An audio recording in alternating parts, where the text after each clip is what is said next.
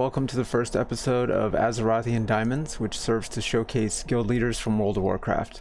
Today we're starting with Gatsusan of Tenebrus Tempus on Season of Mastery, Shadowstrike Alliance. So, let's see. First, I just wanted to go over how we know each other, which is just basically from me pugging with Gkicks, who's from my prior guild, which was Girl Talk. And Crix's third warrior raided with us, which is how the relationship I think started. Okay. Yeah. I think what did I come on the pally? I think the first couple times, just helping out. I'm not sure, honestly. Okay. That was long ago. I just know Crix was in the guild, and I found out he was a GM. So. Yeah. Or one of the officers. I wasn't sure if there was multiple GMs or what. Yeah, and we actually tonight that we're recording this. We raided together again and did an MC. Yep, we've done several. Okay, so let's start with you. So just a little bit about you and your experiences with MMOs. MMOs. The history. I had a friend. One of my best friends named Bagline. He's on our server, but not playing at the moment. He played WoW, and I went to college, and so I just decided not to play until after grad school, which is 2014, and I started school in like 2002. And then I had another friend named Arj who used to just talk about how awesome Classic was and how awesome WoW was, and so I think the closest I would have gotten to something WoW would have been I was a ranker for Diablo 3, and that kind of gave me some of the mindset for playing WoW, and it's different, but it's like.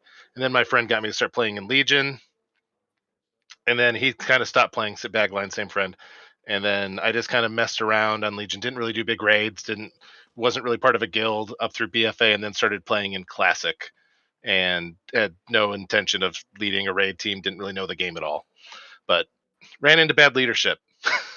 Okay, so you didn't play Vanilla 2004. Nope. Okay. So let's talk about how you started as a guild leader or any type of leadership role in an MMO. All right, so I think the closest would probably be like just like you pick up some of the leadership, at least for the combat and stuff, playing League of Legends, Call of Duty, just general games, set some kind of leadership standards of leading groups, as well as real life. I see the being a GM is largely kind of leadership skills and stuff that you acquire from like real life. And so when I came into WoW, I ran into just horrible leadership. They were just kind of doing corrupted loot council. I'd never played before, and I was just kind of, and they were jerking me around on whether or not I get to tank or not, and be like, "This week, do you want to be our main tank?" And then I'd show up, and then they'd have someone else tank. And eventually found out they were corrupt, and I wanted to leave along with some other people, and they decided to have me be the GM. Okay. So what do you think it was that brought you those people in, those followers? So that's largely people. So I was a warrior, and I didn't know anything about tanking in classic whatsoever when I came in. I tanked all classes in retail, in like Legion and Battle for Azeroth to an extent, but largely I'm a Final Fantasy. Like I don't play 14, but as far as like I like playing solo RPGs, so it's like I am awesome just leveling. But when it came to WoW, once I hit around level 40 and I was on Ash Candy, the guild we started was called Adventure. I kept getting pocket priests that wanted to heal me, and I was Horde. So largely there were healers that were always asking to heal for me to run dungeons with them. And then my friend Bagline was DPS, and people just enjoyed playing with me. I do RP, like you might have seen me whenever I do Ubers. Like I was up at 3 o'clock in the morning one night running Ubers, trying to stay awake. I just started reading Neff and Ren's voices in different tones, and just like wanting to have fun, a little bit of a comedian or like a host. When I'm rating, it's like I try to be a host. Let's have fun. And we chose the name Adventure to keep us honest, because it's a term I came up with when I was in BRD. I was just like, it's like an adventure with friends or a friend venture, and then it came Adventure, and largely chose that name. So if we ever got too serious about loot, what did we want to pass out to who? we'd have people that be like, "Yo, this is adventure. We're here to have fun. Or we're getting way too serious." And I think that's the being able to. It's like I can get emotional about stuff, but just being able to talk through when to figure out what's the fair way to do loot versus like a more corrupt way. What's the I view loot as it's a weekly bonus that you get at work. If people don't know how to get that weekly bonus, when they don't get the weekly bonus, they're going to be very upset. But if you know how to get that weekly bonus, you're going to do what you can to try to earn it that week. And it should be distributed evenly across people. But just having proper what I like to call loot expectations and making that clear going into raid, I think that's one of those things that make people. It kind of builds loyalty, um, as well as just wanting to have fun and trying to be. It's like I can get intense. They call it my dad voice. They call me Gatsu sometimes. Yeah, yeah, I've heard that. They also call. I picked up both Drakes on Ani once, and then they started calling me Chadsu along with Ani. I picked up both Drakes and Ani, and they're like, "It's Chadsu." I'm like, "All right." Okay, so you like to you like to bring. I mean, I guess that's kind of lost these days. Like I think in the past people were more open to RP kind of things, and having fun and creating nicknames for each other and stuff like that. And um, I guess that's changed quite a bit. But that's kind of sounds like where it started for you. Yeah, we used to joke for a while in Ash Candy, and we started. I was one of the leaders that would take down green dragons, and so got to interact with a lot of other GMs. We figured out loot and stuff, and anytime we'd run dungeons, and I was kind of known, I'd say like, "Hey, we're the." We would say this in posts, like, "Hey, we're the number one 10% RP guild." We just kind of joke, we're only 10% RP. Like it's when I'm around, and I'd get other people to do voices for Ubers and stuff, or just any guy that does RP. Like tonight on Major Domo before Rag, and then they actually paid to do some RP. And then I was talking to other guild leaders, and they're just kind of like, "You, the only people that do any sort of RP." And I was like, "Fine, we're the number one RP guild. Like I don't care. Like let's go have fun, get immersed in the fantasy." Um, I was more of kind of doing the joking political stuff in Psalm when it started, instead of saying like, I don't know if Prester is Anixia, who's in Stormwind. I would kind of joke in chat saying "Let's go Prester" as opposed to like "Let's go Brandon," or like "Make Azeroth great again." Like I had a Yeah, whole yeah. kind of joke of political slogans, regardless of where one falls on the spectrum. Because some people that stuff comes in LFG, and it's not something that it um I like the story of WoW. And it's like I started playing Warcraft 1 on floppy disk when I was 10. So my history for Warcraft goes back prior to WoW. I just never got to continue the stories for between Warcraft 3 until like 2014, 2016. Yeah, I that's funny you mentioned Warcraft 1 because I also played that and I just remember being so difficult and um yeah, it's there's so much lore in there that it's just hard to keep track of all that stuff unless you're really investigating. I replayed 1, 2, and 3 prior to Classic coming out. I had to use emulators. It's like I remember Okay. having the books, and it had like sketches of the characters in it of like the Yeah. orcs and stuff. Like I just remember sitting in my room when I was 10, and I was into X-Men. I have like 10,000 comic books. That this is all actual comic books behind me. It's not a background. And so it's like I just remember rereading the lore of the books, how the portal got opened, and then I never was good enough to beat the Dark Through the Dark Portal expansion. So it's like what happened to Terralion and in whatever um, Banshee Face's sister is. I can't think of Sylvanas' sister. Oh, I see. Yeah, you're deep in it. I don't even know. I can't remember. I like it was fun to just go through the campaigns, but I can't remember the lore. The one of the biggest things of going through the campaigns was they the island where Skullomance is. I think it's Darrowshire. They're just like Darrowshire. No, is that the name of it? It's like Darrowshire. Like that. Kyrdero? Yeah, that's it. Kayadero is how they would say it in the movie clips. Oh, yeah, Kayadero. yeah. Yeah, the guy with the funny accent. I thought it was great. Like the and getting to explore WoW. It's like, oh, this is the Alterac Mountains. Alterac was the orange people that rebelled against the Alliance in the Second War. Mission 6 or something, you have to go take them out. Okay, so you remember that pretty vividly then. That's kind of Oh, neat. Yeah, well, it's like I played WoW and then I went back and played the games, and so I was like, oh, these are the locations. This is, and it's like I was trying to figure it out. I was looking at maps just because I love the universe, the characters. So it's like I've read list audio books, some of the novels, and boy, Christy Golden I think could use some writing lessons, but that's my preference. Is background as a writer. Okay. Um, okay, so let's jump back over to the guild. So, Yep. do you remember the day that you created the guild? Like, what made you click the guild charter button? You talking about in Psalm or the first guild? And let's go Psalm. Let's go Psalm. All right. So in Psalm, I came in, didn't have any friends playing. Got Fufu Little Bunny. He was playing over on Obsidian Edge at the time, and I was like, bro, you should come over here. And um, so the other person, Paloma, who I was supposed to play with, just like never got past level 6, and I never saw her, and I just played Alliance. I was like, I don't have to worry about Edge Masters. So I was just like, I'm just gonna level, not join any guild whatsoever, hit 60, just do raid logging. Like I'm cool. And my name is Gatsusan because Gatsu was taken. And I saw some people with the guild tag Band of the Hawk, and ended up joining them because Gatsu was from the series Berserk, which is also referenced to Band of the Hawk, and so ended up, and they had about 900 people.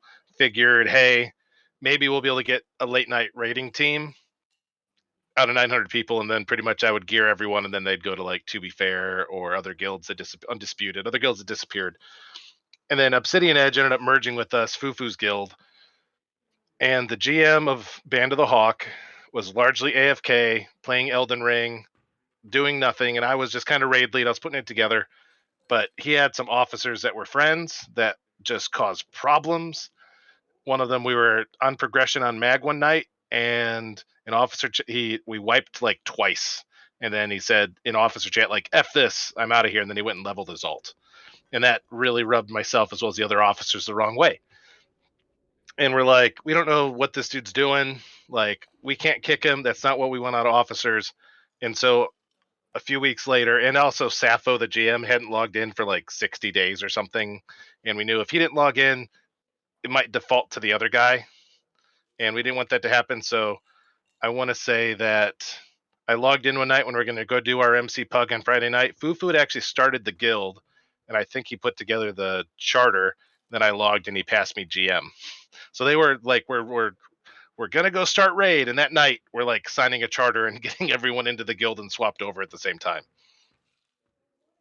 Yeah, so I actually started on Obsidian Edge for Psalm as well, and then I got to, I think on my pally there, Charlotte, I got to 54, and then I realized like this server's just dead. Like it's so hard to get groups, and people didn't want to group, just to do quests because they were doing the hardcore stuff, and um, yeah, I ended up re-rolling over here, and then transferred after they opened those up. I asked Blizzard actually before the transfer because that was a Pacific server and we're on Eastern. I literally asked to like see if I could transfer over there because I thought I'd find a guild that would raid past like 11 o'clock server, and then they're like, no. And then they announced the transfers and people were everyone was coming. And I went over there and they're like, there's only 3 guilds that raid, and I'm just like, oh, and it's still too early. So kind of me becoming GM was the pertinent part, or at least the raid lead was like I was only going to get to raid if I was the person leading it when it started. Yeah, and you just made it work for your time schedule, right? That was Yep. a big part of it. Okay. So what So is much for the? raid logging. Yeah, exactly. I said the same thing. I said I'm gonna start one character, and I'm gonna play casually, and then now I have 560s, Oh, I got and 560s. I don't know many other people who do. yeah, it's doesn't work that way for me. Just to be like, okay, I'm gonna play casually. Are they all on the same account, or they do Yeah, multiple accounts? See, I have yeah, 4 different accounts that they're all on. yeah. So I I've always leveled wanted 3 to. together. Yeah. It's that makes it so much easier. The guild calls it the Gatsu army when I roll up with 4 tunes. Okay, so what is the origin of the name Tenebrus Tempus? All right, and I do want to mention the Batman shirt. People call it our guild my guild tabard because we have a bat on our tabard. The name comes from, and we debated between myself, Fufu, Chimpton, Kaylee, and I think Moni. Those were all kind of the officers, and I think Fufu chose it, or he came up with it. It just means it's Latin for dark time.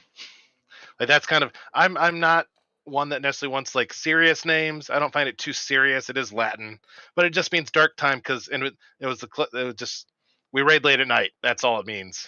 Oh, so it has nothing to do with bats.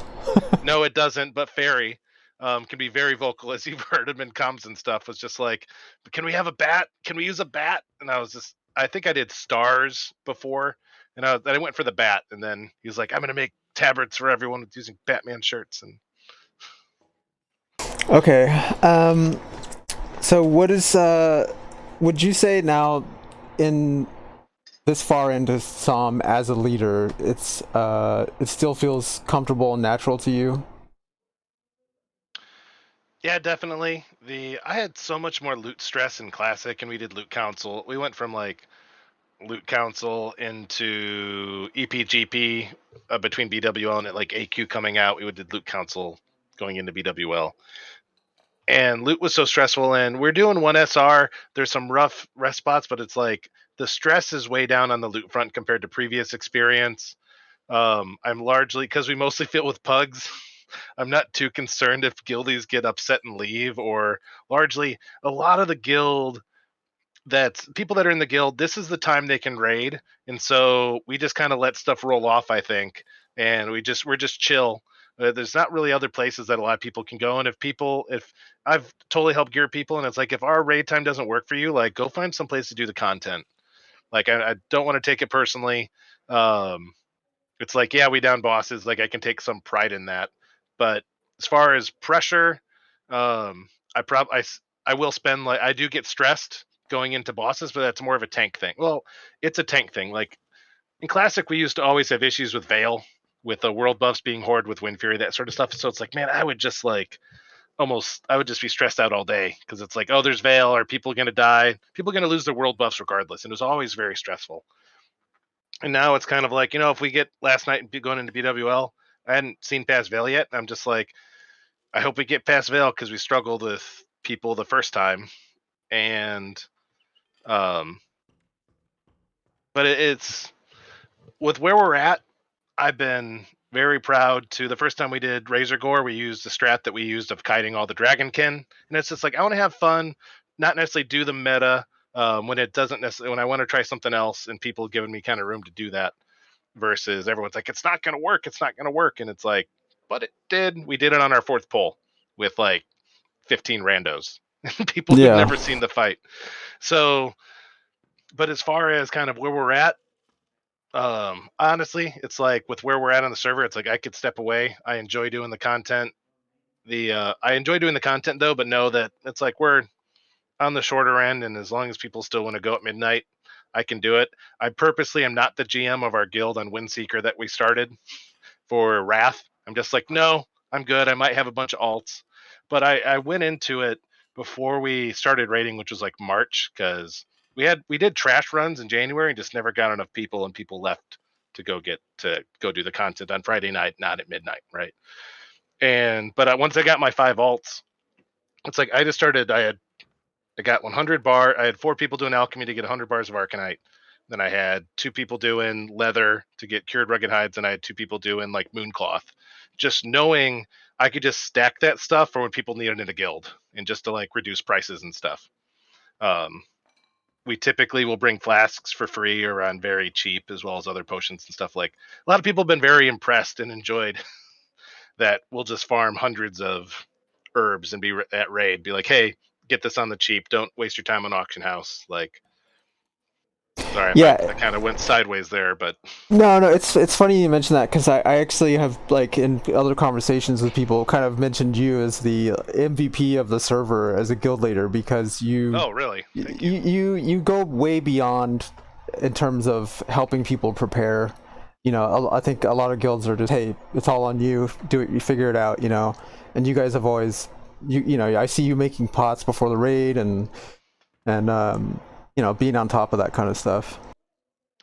I was so excited tonight to be able to just run into BWL and use the alchemy lab versus Right, right. the first time I did. I got really lucky with gear, so I didn't plan on going for Thunder Fury. The first time I saw the Dervish on like run 5 of BRD, I got um, SGC. When I did first Baron kill, I got the Executioner helm and the his cloak, and I was just like, I feel like they adjusted some of the drop rate for stuff. I feel like bindings might come easier. Like maybe I should become a tank for a guild. Um, Yeah. and the first time I finished Strat Live, I got the Wisdom Flask recipe. And so I initially was making money doing that, and then I was able to get all the recipes and just kind of the biggest thing is in this kind. I also have some background in business, is wanting to eliminate as many excuses for people from doing the content because getting the herbs and stuff, especially before they made adjustments, huge barrier for people. And I want to run a raid, and the easiest way to help with that is like, hey guys, don't let that be an excuse. If you need stuff, we'll cover you. You can pay us back later or get it on the cheap. Let's just get in there. Let's do the content. Let's have fun. Um, and a lot of people, and it also serves the example of people realize, oh, when I have 2,000 extra mana, that's very helpful. And eventually training people to, oh, I'm going to actually bring my own stuff. I'm going to bring my own stuff. And like as a guild, people just donate stuff to the guild. Like, hey, here's the stuff, and we'll just make the pots for whoever. And so it's like, I'm the Grom's led guy. Chimp will come in with like 13. He was on Obsidian Edge. He waited till everyone transferred and ran around for a week and came over with like 3,000 Dreamfoil because no one else was Wow. farming. So we've been on the flasking game since February, where we were going and making 30 flasks. He probably has like 40 of them stocked. Like his goal is to get 100 flasks, and we would just sell them on the server to make gold, as well as like we got stocks for our people. And like I made 10 Titans flasks. I think I went in to make 6 and came out with 10. But we'll go in and be like, we're gonna make 20 of a flask in Skolo, and then we're just gonna. We did a deal where if you bring stuff to make a flask, we will give everyone a second one. Like if you, we'll give you one proc. So it's like you, so we brought everything together and our own stuff just to encourage people to like go farm this stuff. We'll make the flask and we'll give you a bonus. We did that for a few weeks. Okay. Yeah. So the change for the procs was a big deal in Psalm, and I think a lot of people really appreciated that.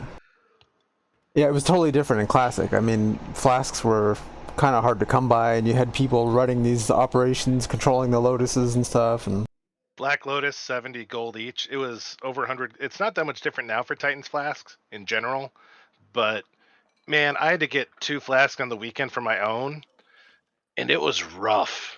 Like I was an engineer on my main and a miner, so I was always broke because I was always trying to buy arcane crystals and make Arcanite bars for a Thunder Fury dropped, or it's like I need to buy Edge Masters. And here, well, before we started raiding, I leveled 3 tunes at once, having Gatsu run them through dungeons. I'd run them through once, do all the quests, got them to 35, and then from there, and I leveled a hunter right away as well for farming. So I had like a 60 hunter, a 60 warrior, 3 tunes, one of the paladins on the hunter account. I got them 35, so I was buying arcane crystals at like 15 gold each every 2 days and getting 4 bars before they started the extra procs and stuff. so, do you have enough for your Thunder Fury now, or are you going to get the Thunder Fury if it I am drops? getting it. I might. I think I'm around 100. Pretty much what happens is, it never drops, and so I have fronted. I fronted 50 bars for our first. We've had 2 Eye of Rags drop, so I fronted 50 bars. They paid me back, but I had time. I've probably affronted 5 pairs of. I got Titans leggings out of a thorium lockbox, and I gave that to one of our blacksmiths. So I'll front whenever we get a new warrior that hits 60. I will front the Arcanite for them, and then they can pay me back, or I just keep making it. Like I don't really care. I just want our guys to have gear, so when we go in there, we can melt bosses. Okay. I could have a lot more money if I sold the consumes and stuff we make, but people do tip me. People do give me gold, but sometimes it's like if people don't have gold, I don't care. You can hit me up later. Let's just get to the bosses, and I don't want that to be something that keeps us from getting to raid at night, or people to feel embarrassed. Like there's no shame if you can't play as much as me because I'm a writer who works for himself. My background's in like novel writing, and I'm kind of in the process of editing right now. So I play more than I should, and it's like I probably wouldn't be as good of a GM if I. But it's like I have been scaling it back. But I was selling Mooncloth to fund the Arcanite crystals. That's why I did the Mooncloth. Okay. Um, so let's talk about the structure of the guild. Sometimes you have horizontally managed guilds where everybody's sort of a GM in a sense, and then most commonly, I think you have a sort of a top-down structure with a GM and then some officers and maybe class leads. So how does TT set up? All right, so some of this comes from my experience in Adventure, where I kind of gave co-GM to two other people. I decided I didn't want to do that again for a few different reasons. So I was GM, and then we have officers, and I'd run ideas by them. Largely, if I wanted to do something, I'll kind of go do it, but I want the the input from everyone in the guild, ideally. Um, a lot of that came with Fufu, Chimp, and um, Chimp. I would definitely run stuff by Chimp. Moni wasn't on nearly as much, and he hasn't. He's pretty much on TBC now. And Kaylee Fry, Relax, Most of them initially, like months ago, merged into our guild. Relax that's there now is not, and so I gave her an officer status, and to kind of so people could go through her until they got to know myself and other people. She hasn't really been able to play much due to health, and anytime I've ever tried to make class leads, they always end up leaving the guild like within like 2 to 3 weeks. So I just haven't bothered with that. And largely from being a GM in other classic, I was Horde, so I don't know Pally as well. But I knew I could list you most the BIS gear and where it drops in dungeons for almost any class except for Pally. Because it's like I go there with I've geared all the classes. I know where it's at, what's the fastest way to get people rolling. And so when it comes to that gear, I don't. My friend Bagline, he's not even in the guild, and he's the guy I go to make sure people are doing range or mage rotations. I'll grab people in guild that I know are good, and I'll have them look at logs, but they're not a class lead. I just want, I can look at logs for almost anyone and be like, I think I'm seeing something, then I'll just check with someone else. We don't even really talk about it with the officers sometimes, and it's like I've just been much more relaxed versus like pouring over logs. I've spent hours looking at our Fankris stuff because we've had issues with Fankris, people's gear, like all that stuff. So it is very much kind of a top down, but the other officers, Fufu typically would do loot. Now we have other, so it's like he's a paladin, so he's like, I'm a ret paladin, just let me do loot. It won't matter if I'm in the fight or not. Just keep going. But Chimp has been huge on the organization, and sorry, my guy was gonna log out. Um, but largely those just I take everyone's opinion as best as I can, but I'm kind of following my expertise because a lot of people don't necessarily have the background. For example, there are some of the warrior tanks that hadn't played warrior tanks and didn't quite understand why we want to prio certain gear to tanks. Like, oh no, I don't need a Curia, I don't need DFT. Like, just let the war. And it's like, bro, you haven't seen what the twin imps can do to a warrior if they don't have 6% hit and they're wearing like and they're not wearing proper tank gear. Like, and I didn't have that experience going into classic. But also we gear 4 tanks at once. But ideally, I joke used to be on Horde. Man, I love feral tanks. I love bears. Like they are my set. I just love them as tanks. And now I say it with prop pallies. I love prop pallies. I love warrior tanks or bear tanks. The reason why is they don't roll in the warrior tank loot, and it does, and it doesn't take Mm-hmm. away from the potential DPS loot. But as far as I can't, at least once a quarter, I'm out of town. Used to be once a month, but now I do have I'm still out once a month, but I have a laptop. But I just know you can gear one warrior with everything. You know, we're not hardcore at all. People might miss. So I want to make sure that we always have tanks that can step in, and eventually the DPS warriors, if they need to step up, they will. Um, but just want to make sure there's other people there that can main tank. And Chimp's kind of the most off tank DPS because Agralam, is still, and I think is willing to change. Is still a prot tank, prot Yeah. warrior, which, and he's been getting his gear together. He didn't like, some of them just didn't quite understand hit, didn't understand needing edge masters or daggers, plus weapon skill. And I kind of come in knowing all that, and it's like, no, bro, like this is how it needs to go. You want to, but it has. I wouldn't say it's held us back at all. Is it my preference? Do I wish you'd be a fury tank? I do, but I'm willing to make some concession for people wanting to play the way that they want. But then there's other people I'm just kind of like, bro, you got double Deathbringers. Don't show up with a two-hander, right?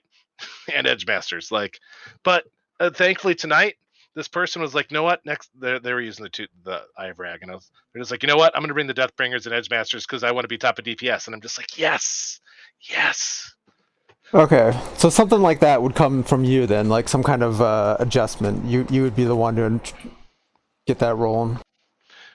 Some people check with me. Um, and so like we found out one of our newer hunters had like 14 arcane shots on Golemag or something last week. One of the other hunters, I'd asked, yeah, he's a new hunter, so one of the hunters had noticed it. I hadn't picked it up yet, and he was like, "Do you want me to say something to him?" And I was like, "Yeah, man. Like, just go ask him if they need." And typically, it starts the conversation with, "Hey, just I tend to go in soft. I could be a velvet covered brick, but it's like, you could go and be like, man, your rotation sucks. And some people do that. And that's just kind of style. If you like, Cricks, it's like, where paladins can go over in the corner and what they can do there.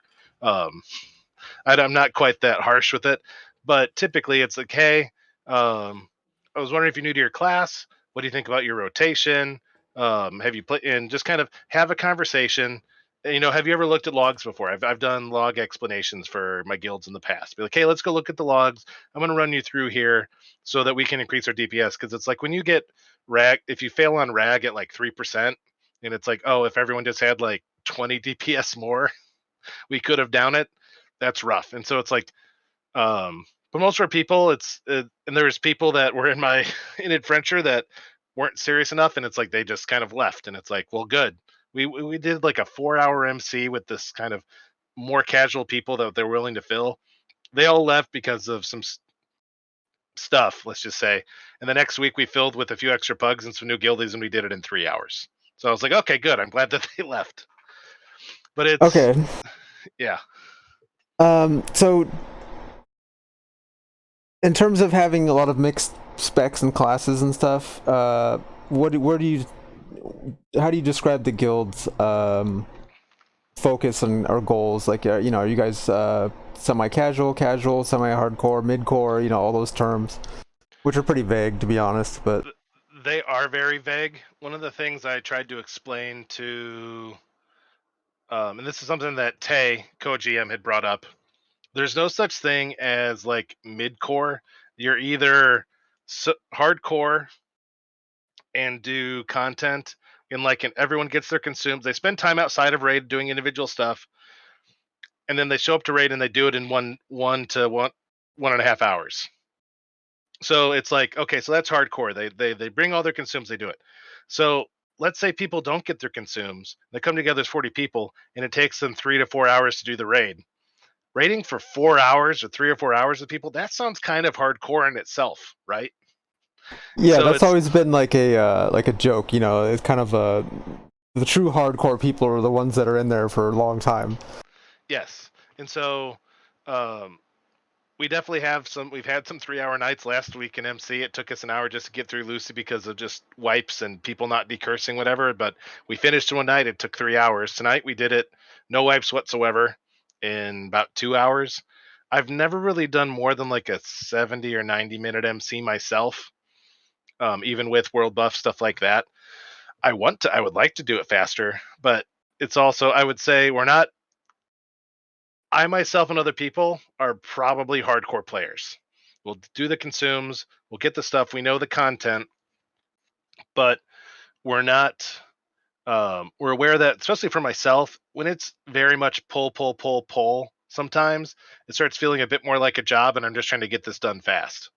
I'm not saying I want to do it slow, but for myself, like I would do it in 60 minutes, but um, that's just kind of when it starts getting that fast and I start getting stressed over time, it stops being as much fun. But tonight you were there. We had the hunters were up front pulling the stuff. Crix was leading a good pace, and I've been trying to go at that same pace. And I'd say last 2 weeks ago when we did it all in one night, if not for like a Shaz wipe, I think is that would have been our fastest time. Tonight was probably our fastest time. As far as I allowed Foof. I don't want any Ret Paladins. No offense. We did do enhancement shamans because Wind Fury totems were nice on Horde. We had a few, just because you won, and we didn't have as many healing shamans. They were hard to come by. And we had one elemental who was top on the server, or he was fighting for top if he wasn't. As far as Ret Pallies, Fufu was Ret Pally, and I agreed when he joined. Like, yeah, you can have Hand of Rag, and he was as an officer. He'd been a GM. We'd had a background on Ash Candy.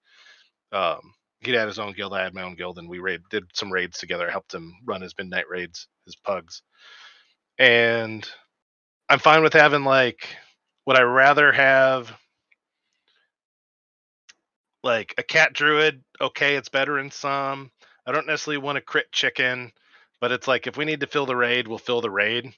But the biggest issue we have is just having healers. As far as gear going out, we're one SR. Like if you were to look on our pug sheet, we have a whole thing of I think I might have moved it, but it was like Gatsu's loot rules, and we never got enough people that we had 2 nights maybe in all of Sam where we were able to actually fill with 40 guildies. We're never able to go loot council because I had a very specific, a more creative way to kind of do loot council that incorporated lots of roles that would work different than SR. And because we had looked at EPGP as well, and people were kind of for loot council. And I'd set out, it's like, I'm very serious where it comes with where does the gear go and wanting to benefit the raid the most. But with SR, it's a bit rough.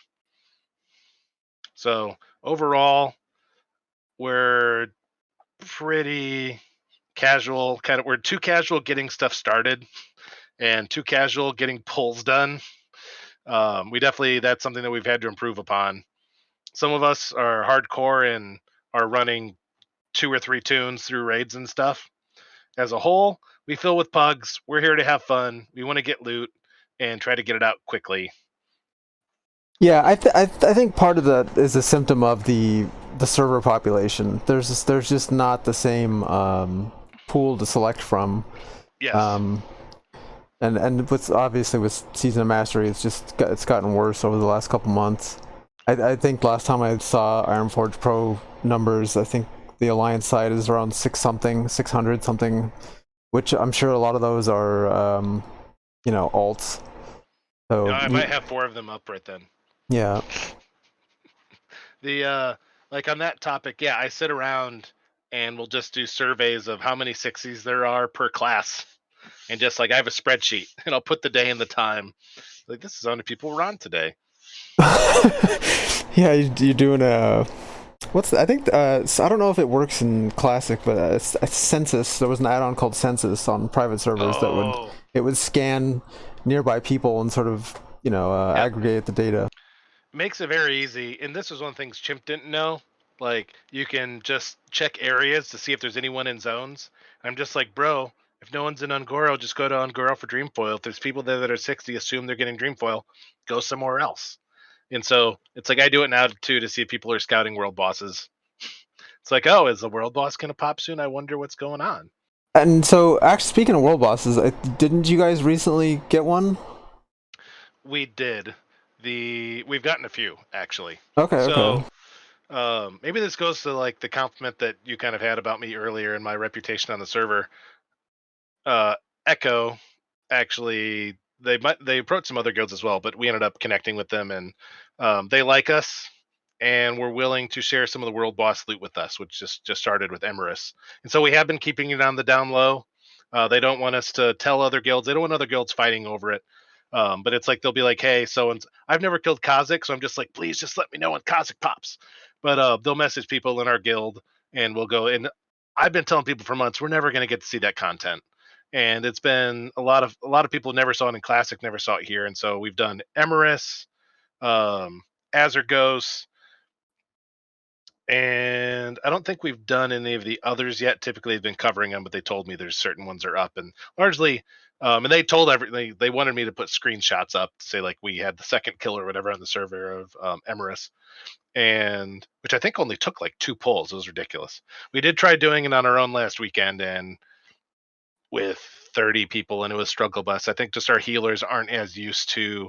We didn't have enough people to get rid of the poison or the whatever one of the not the shadow debuff, but the other debuff that he puts out. We were having issues, but I used to be in charge of the Discord and in charge of the Ash Candy dragon slaying community because we were constantly fighting against the Alliance side as well as the larger Horde guilds. So we had a coalition. I was in charge of that. So it's like, oh, don't worry, guys. Like, I know the bosses know how to tank them, that sort of stuff. And so a lot of we should be getting together at some point over the weekend to go trade it down stuff. There's only a few weeks left, and I'm kind of like, do I just want to tell other people? But I've just been trying to honor Echo's um, uh, kind of instructions to not tell other people. And I'm like, I'm fine with that. So this me being more in the open as far as some of those details, I greatly appreciate it. And I'm like, whatever reason they chose us, I just want people to see the content, and they get some loot that's going to be hard res to them. We get to roll in whatever. I got the nature resist ring. Some other people have, but largely just want to have fun and do the content. It's not. We didn't need it for Hoo Hoo Ron. We weren't concerned about that. Yeah. Okay, so you kind of touched over my next two questions, which were about recruitment and how you make the guild well known on the server and advertised, essentially. So I guess the specific question is like, how do you handle recruiting? Do you do interviews? Do you look at logs? Do you just take an invite? And as far as the guild, how do you advertise? I don't think we've done advertising in months. Typically, so initially it's like we're just trying to get people to come to the raid, and what I've largely tell people is because just we want to fill is come to the raid. I don't care what your guild tag is. I don't see guild tags. I largely just have health bars up. So come to the raid, especially 20 mans is where we started when ZG came out. We started getting to MC once we were filling ZGs, and there was a point we were running 2 ZGs, 3 ZGs per lockout, including a 4 or 5 a.m. one for Australian people because Relax was largely Australian. And simply through and we knew this. And so this is Fufu's brainchild because he ran the Pug stuff on Ash Candy. He set up our Pug Discord. And he was like, let's set up a Discord separate from our guild one where we don't have to invite everyone into our own Discord if we're going to have pugs. So let's just have a pug Discord, and then if we ever need to, we can just at here or at all and let people know that we're filling something, and just build relationships through that. And so most of our guildies come from just, and I have a whole list of just kind of advertisements, and usually it's like, hey, you looking to play late at night? We raid at 11:30 or midnight. We're looking for commitment or one night stands. Like I don't care. It's largely we were recruiting for the raid. We weren't recruiting necessarily for the guild. So we wanted it to be clear, like, I don't care what guild you're in. If you're gonna miss your lockout for your guild, come join us this week or become consistent. And a lot of the people that joined, they ran a ZG with us, AQ with us, they had fun, and they asked for a guild invite. We don't really do any interviews. We don't necessarily look at gear even. I might look at gear. We at least want to know where they are and what we need to help them get geared with. But largely, and it's like I don't care if it's people's alts. Like Crix, I had no idea he was an alt. He was warrior number 3, right? Yeah, And yeah. it's like, yeah, sure, come play with us. And he wasn't leading the raids, and there were some nights where he helped out, um, especially getting to learn some of the new mechanics and stuff. And I was very helpful. Um, his personality isn't quite the speed of some of the other mood of the guild. There's a night I wasn't there, and people were just kind of like, he was a bit rougher than usual. He's been great having him back, just because, and people enjoyed getting the stuff down this week and doing it quickly. But largely, just people come as a pug and stay as a guildie. Or like Tron and Jeej, they're both in Grillers. They play late night. Like we kind of consider them honorary members.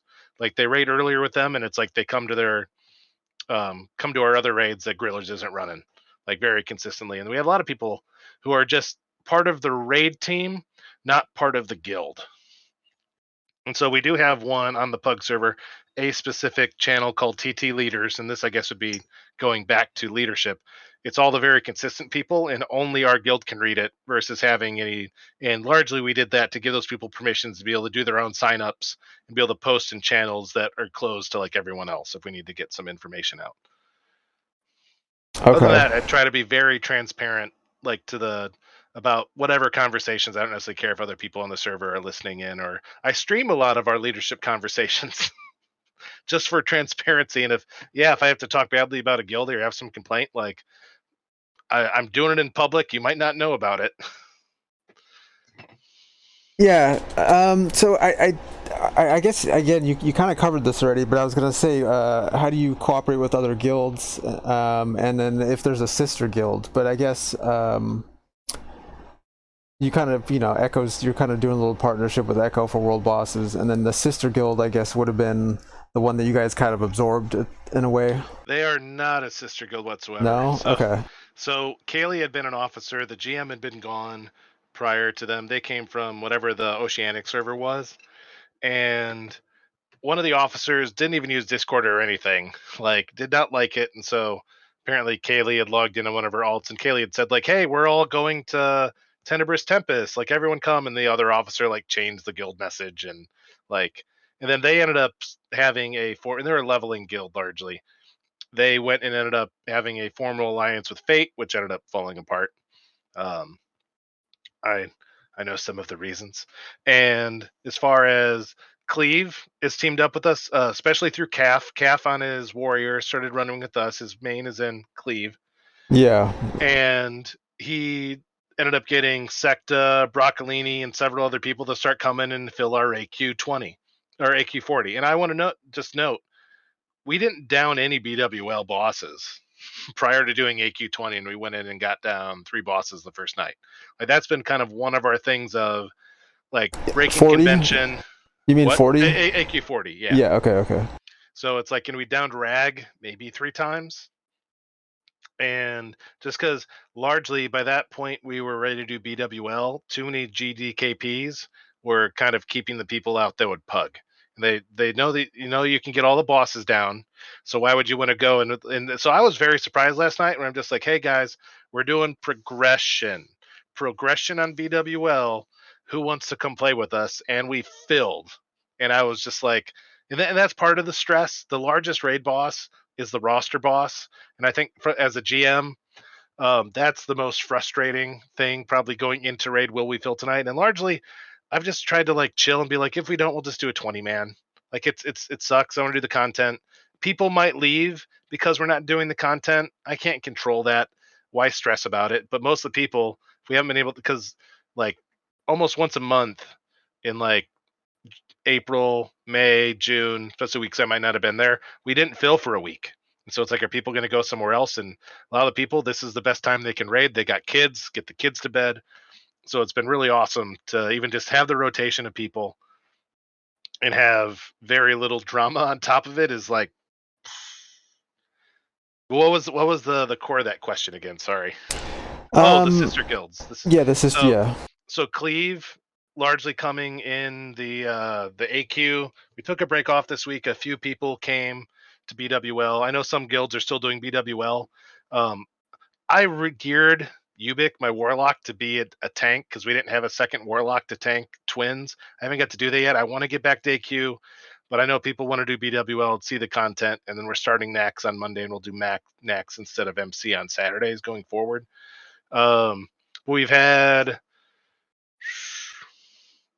people from, it's just, I guess, like you said, word kind of gets around that, hey, we can down the content. I've never talked with like the GM of Grillers. I am in the GM Discord on the server Discord, and just try to be chill, and like I will give input where I think it's kind of needed. I got my Kelsarar, to be fair, I think back in like December, but we haven't really done. It's like we get people from every guild, like, so. Yeah, I was gonna say, I think even Girl Talk, we were Girl, at one point we were kind of mixing in there.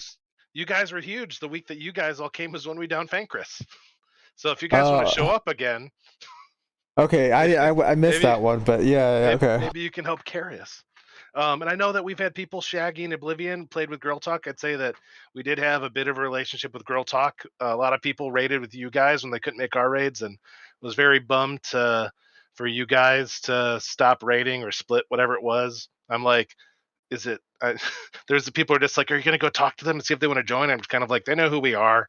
They want to join, like they can, but they would probably raid earlier. Um, I don't want to. I don't. It's like I do my best. It's like I don't want to be a poacher, but definitely that's a very awkward term in itself. Where it's like you start a convers. It's like it's starting the conversation poaching. I did have someone from TBD walk up to Gatsu one night, and they're just like, "Yo, you should waddle my way." Or no, they were from the Ashes or something, not TBD. Whatever the Ashes Guild is. There's like, you should waddle my way, and it's like I was like, "What do you mean?" They're like, "You got some good gear. You should come raid with us." And I was just like, "What time?" And they and they told me when. I was like, sorry, that doesn't work with my time, and I'm the GM. So, Yeah, that's and the then bigger. one of their people walked up, and I was like, yo, you should waddle my way. Started doing the same thing back to them. Well, okay, so speaking of poaching, what's your take on that? Because I think in for me internally, like I'm always like, God, it's always sketchy. It's kind of like it's you're kind of doing this shady stuff. But I think when you get into competitive guilds, especially on like higher end PvP servers and stuff like that's a normal day to day thing. Like they're always trying to grab each other and get the top best person out of the group, you know. And so what's your opinion on poaching in that kind of situation?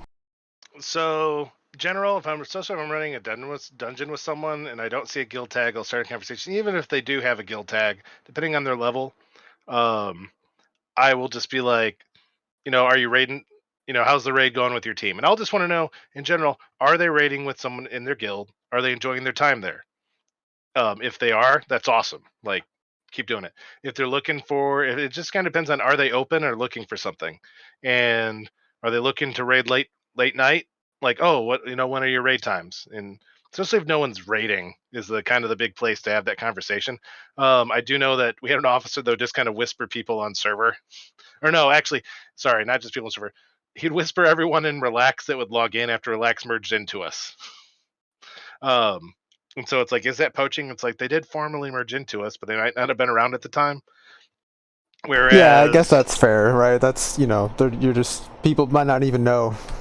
yeah, just hey, just so you know, if you're looking for some place to raid, a lot of people, your guys merged with us, that sort of thing. As far as for myself, some people from Fate, and I didn't know Relax was teaming up with Fate. We got complaints for people. Oh my gosh, this was great. So someone was whispering dooms, and they're just like, "You guys have been poaching all these people from our guild or whatever." And I'm just no one brings it to me. So I'm like, "What's the problem?" Like they whisper other people. So on our Discord, I'd put it publicly on the Pug server.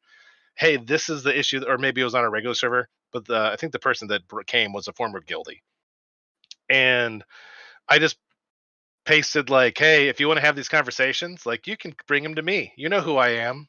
Like if you have accusations to say, make them." But as far as I know, I've not been talking to any of these people because typically what happens is um, people would they'd be in other guilds, especially like Relax and some other ones.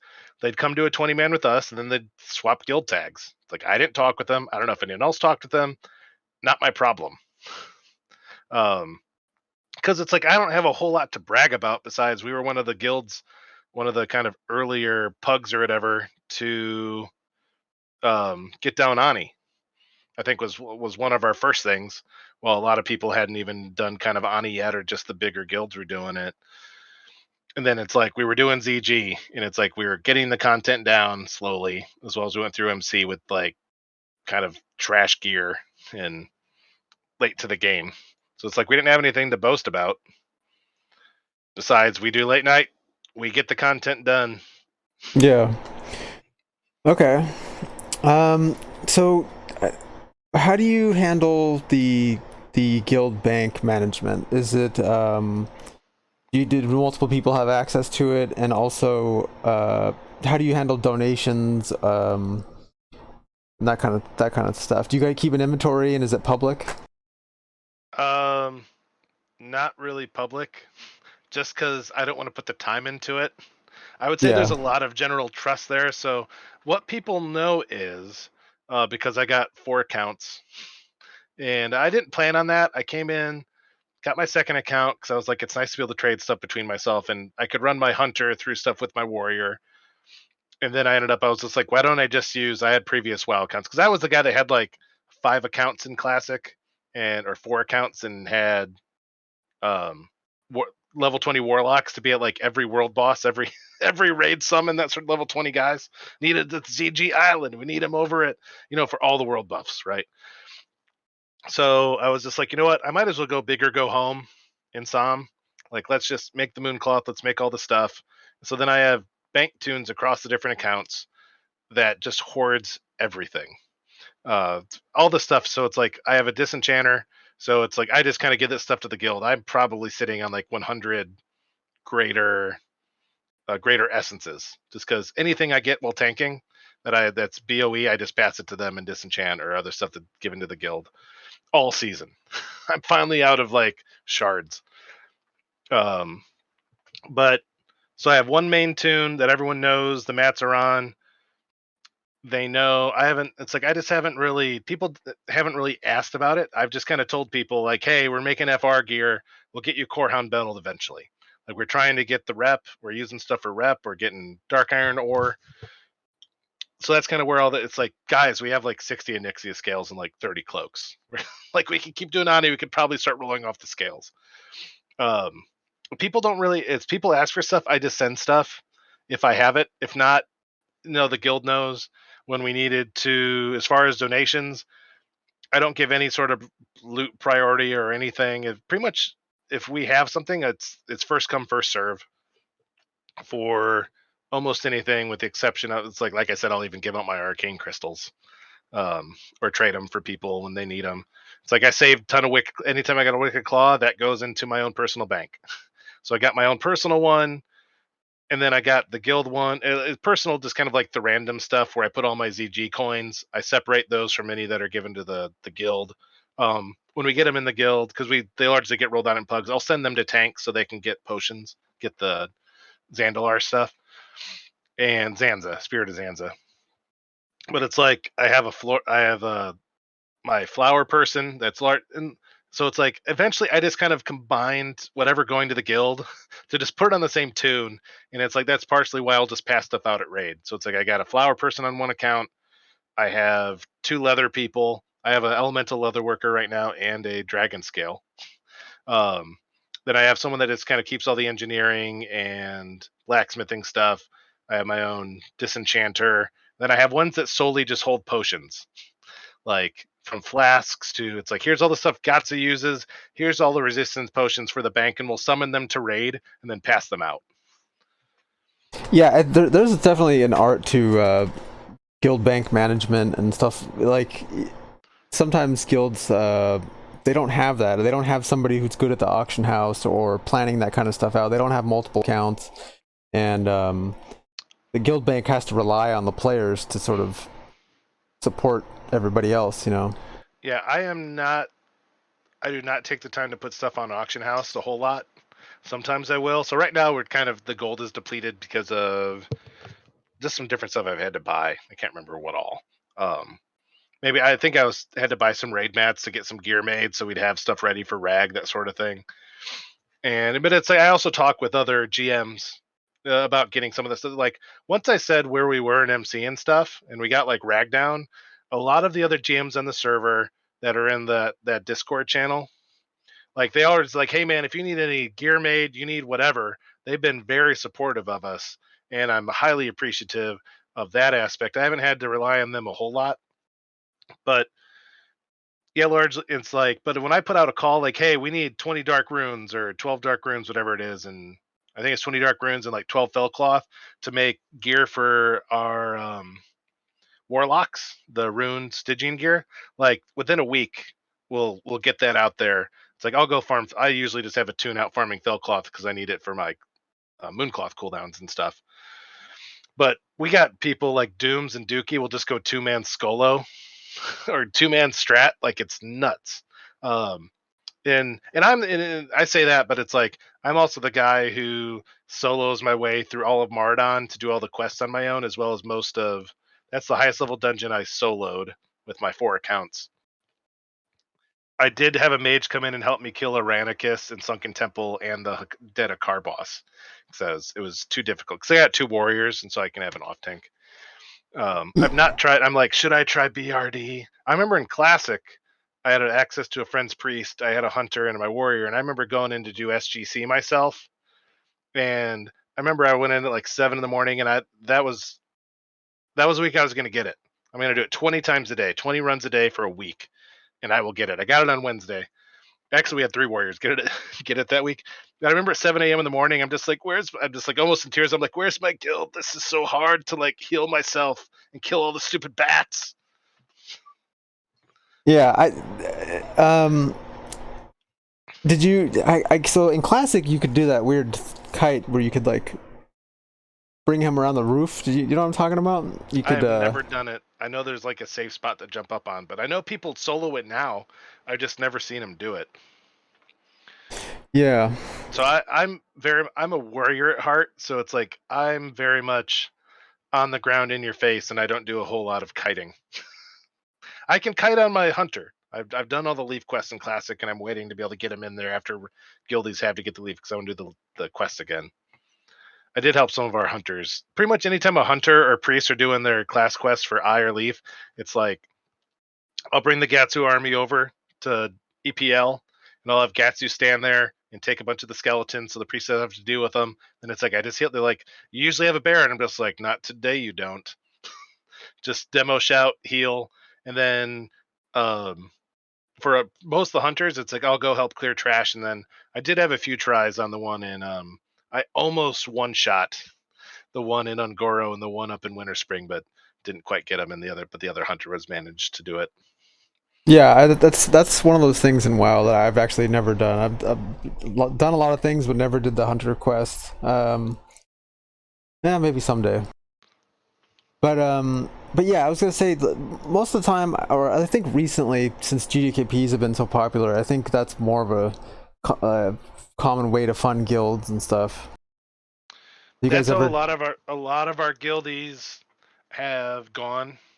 I've done a few like AQ.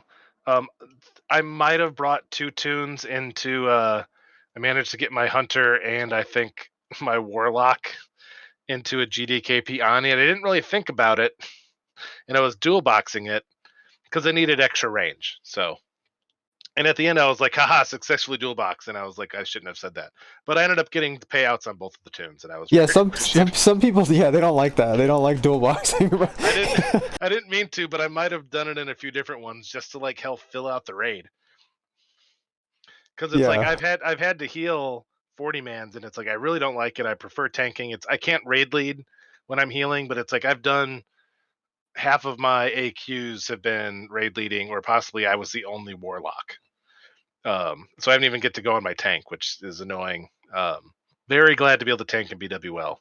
That was very frustrating raiding Classic, but having not done it yet, it's like I know we haven't done Neff yet or Chromagus, but I'm like Chromagus, I can see us doing Neff. We're supposed to go in tomorrow night if you're available. yeah. I'm trying to make it. Yeah. With the GDKPs though, yeah, they have made parts of the progression hard. In so much as just like I said, being able to fill BWL. We have thought about possibly having to do GDKP MC, but haven't largely. And we have talked about it, and then just like pooling the gold to people. It's like let's just make sure so and so gets their helm or their whatever. Because Chimp sits around with like several K gold. A lot of people do. I don't because I don't really need. Once I got my 5th epic mount, which I was able to get a the Pally and the Warlock mounts. But once I got those, I'm like, I don't need anything, maybe save for an Edge Masters.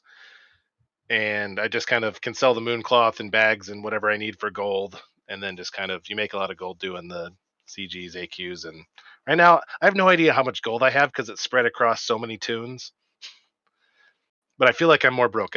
Going in today, I had almost 500 last night. And then I ended up buying about more dream foil and stuff than I needed to. I made like 50 GAPPs and some GFPPs, and I didn't have dream foil because I'm not the person that farms that. And I get nervous going into raid, so it's like a few hours before raid.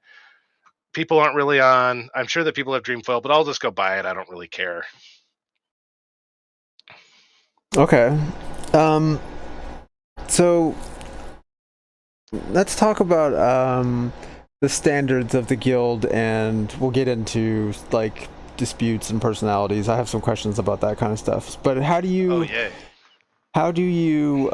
ensure that the quality of the guild in terms of, you know, keeping the environment consistent? Um,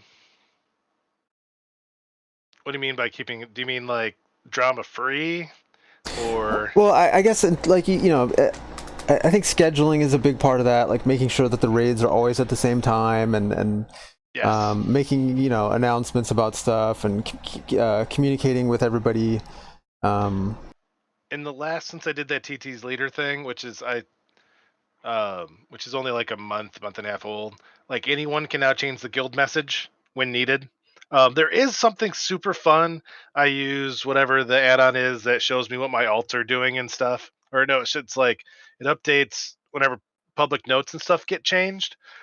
And there's someone in the guild, I don't know who it is, they go through and just make funny public notes for people.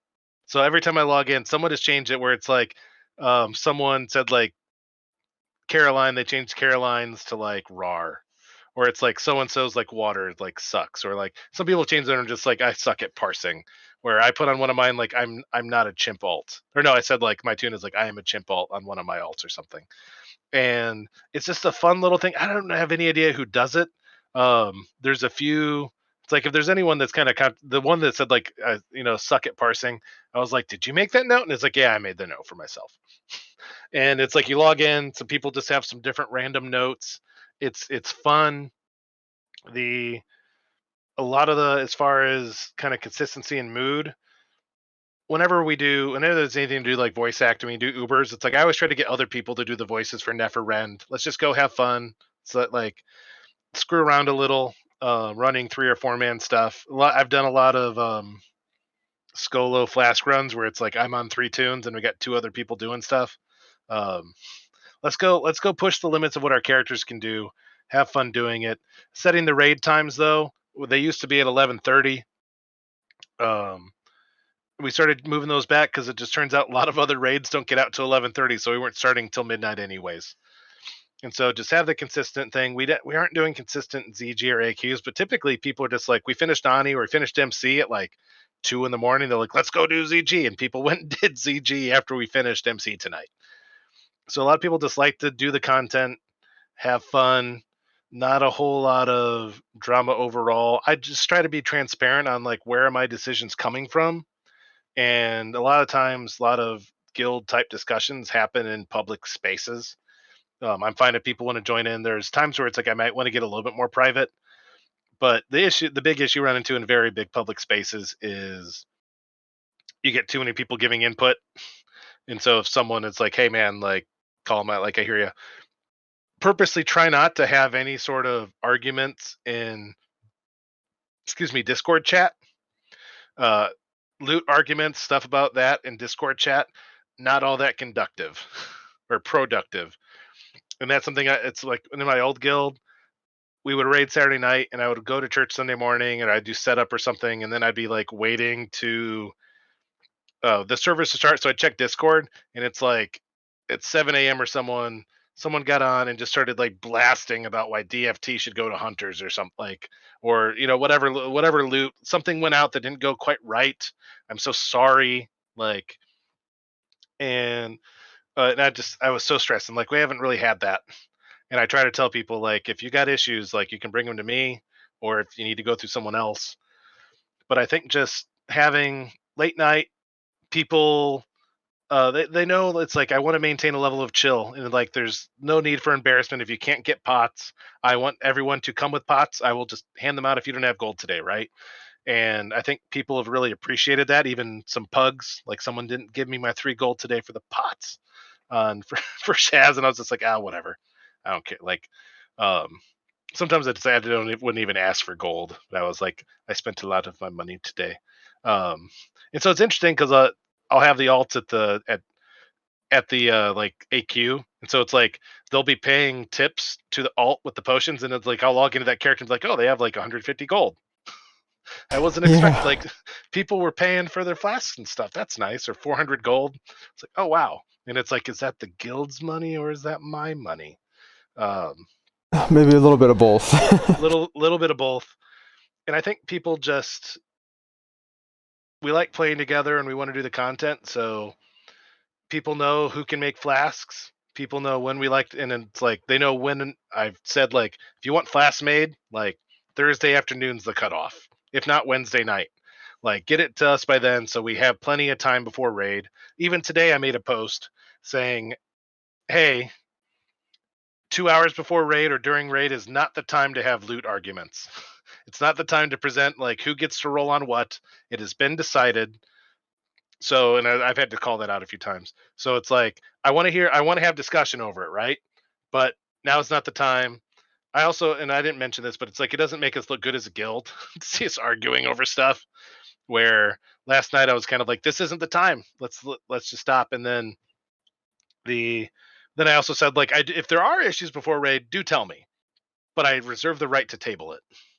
Yeah, so I think maybe that's a symptom of the weird place you guys are with loot, because you kind of have you have a soft reserve system, but then there's also some stuff that's hard reserved and needs to go to the places it should go. So you're kind of in that weird space.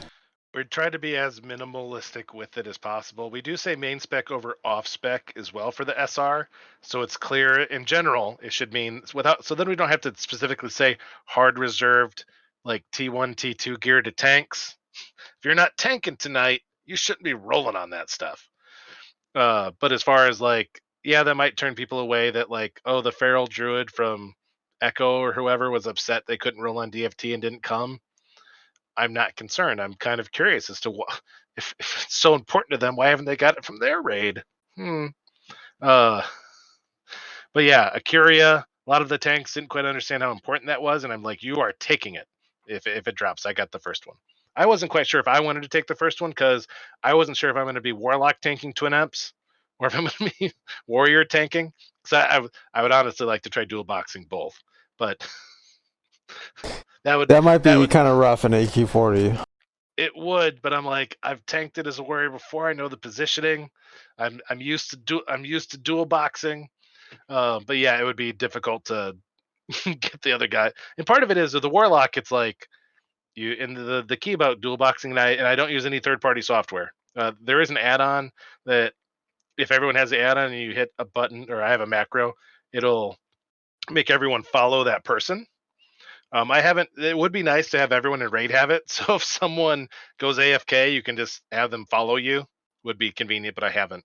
Um, but it's like you just when you're multi-boxing, you just start casting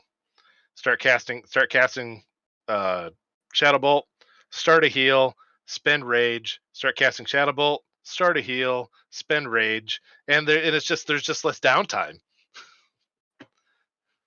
Okay. But once you get it, and this is where people are just like, how do you run everyone into the Hakar poison? And I'm like, sometimes they're on follow, other times I just have to. Well, I'm tanking a car and healing. It's like it's you just do it. It's like you just run them over there and then get them out. It's like your character has like a swing timer. Like they're not always you don't always have rage or whatever. Okay. So let's talk about the like so, WoW is a game. It's not a job.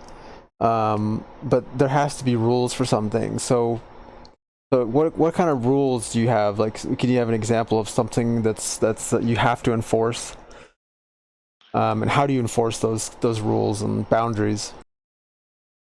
Like Um, political talk or just that kind of stuff. as far as that, generally don't necessarily.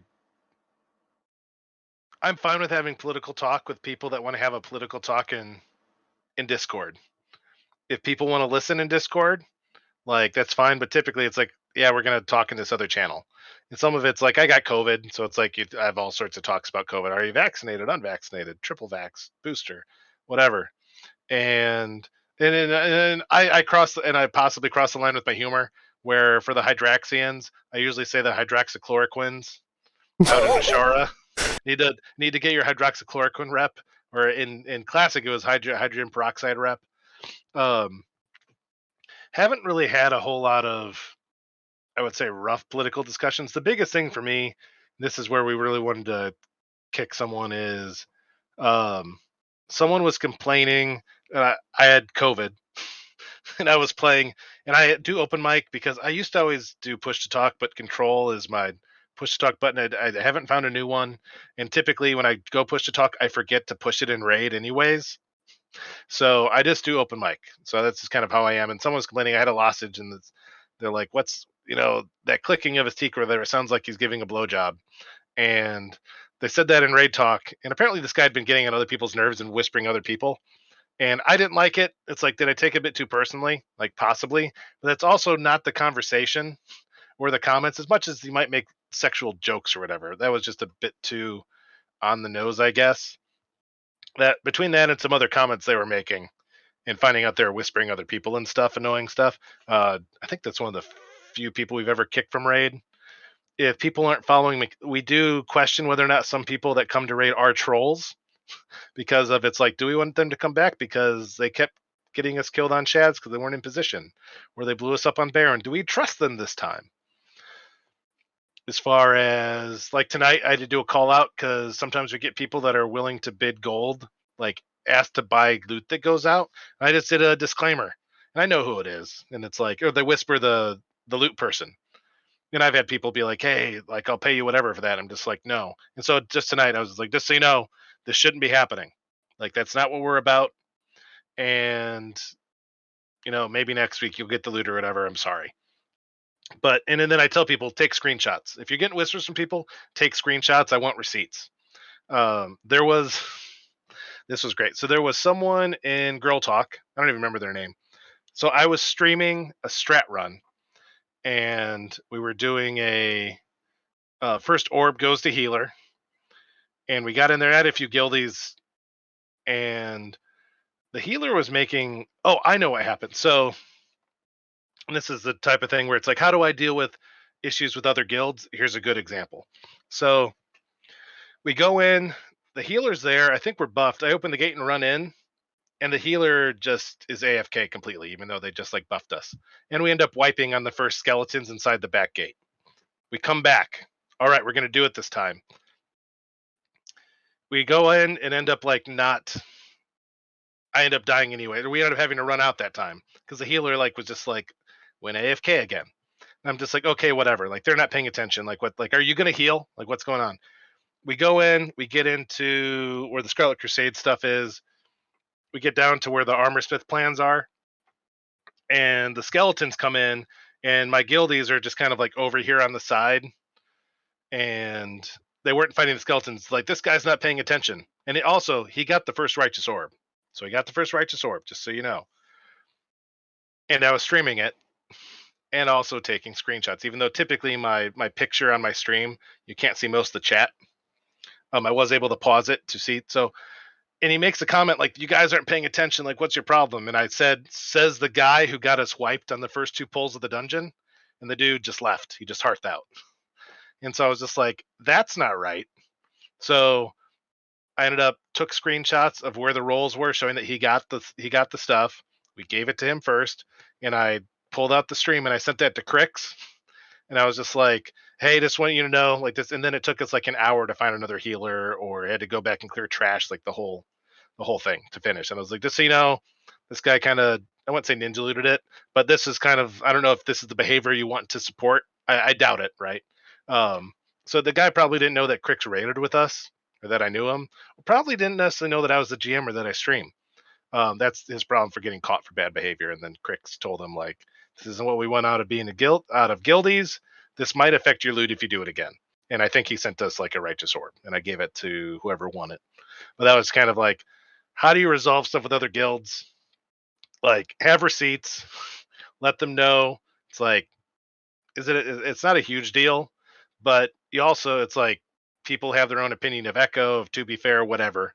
And when I was talking initially with Wade from Echo about um, and then I had a Black Lotus stolen from people in Echo very early on. I was like killing a mob on top of the Black Lotus in the like skeleton town in EPL, and I said something about it in LFG, and they're just like, "Oh, it should have been better, bro." Like whatever. And for my reaction, I just ignored all the people that gave that feedback, and I was like, "I just won't tank for you.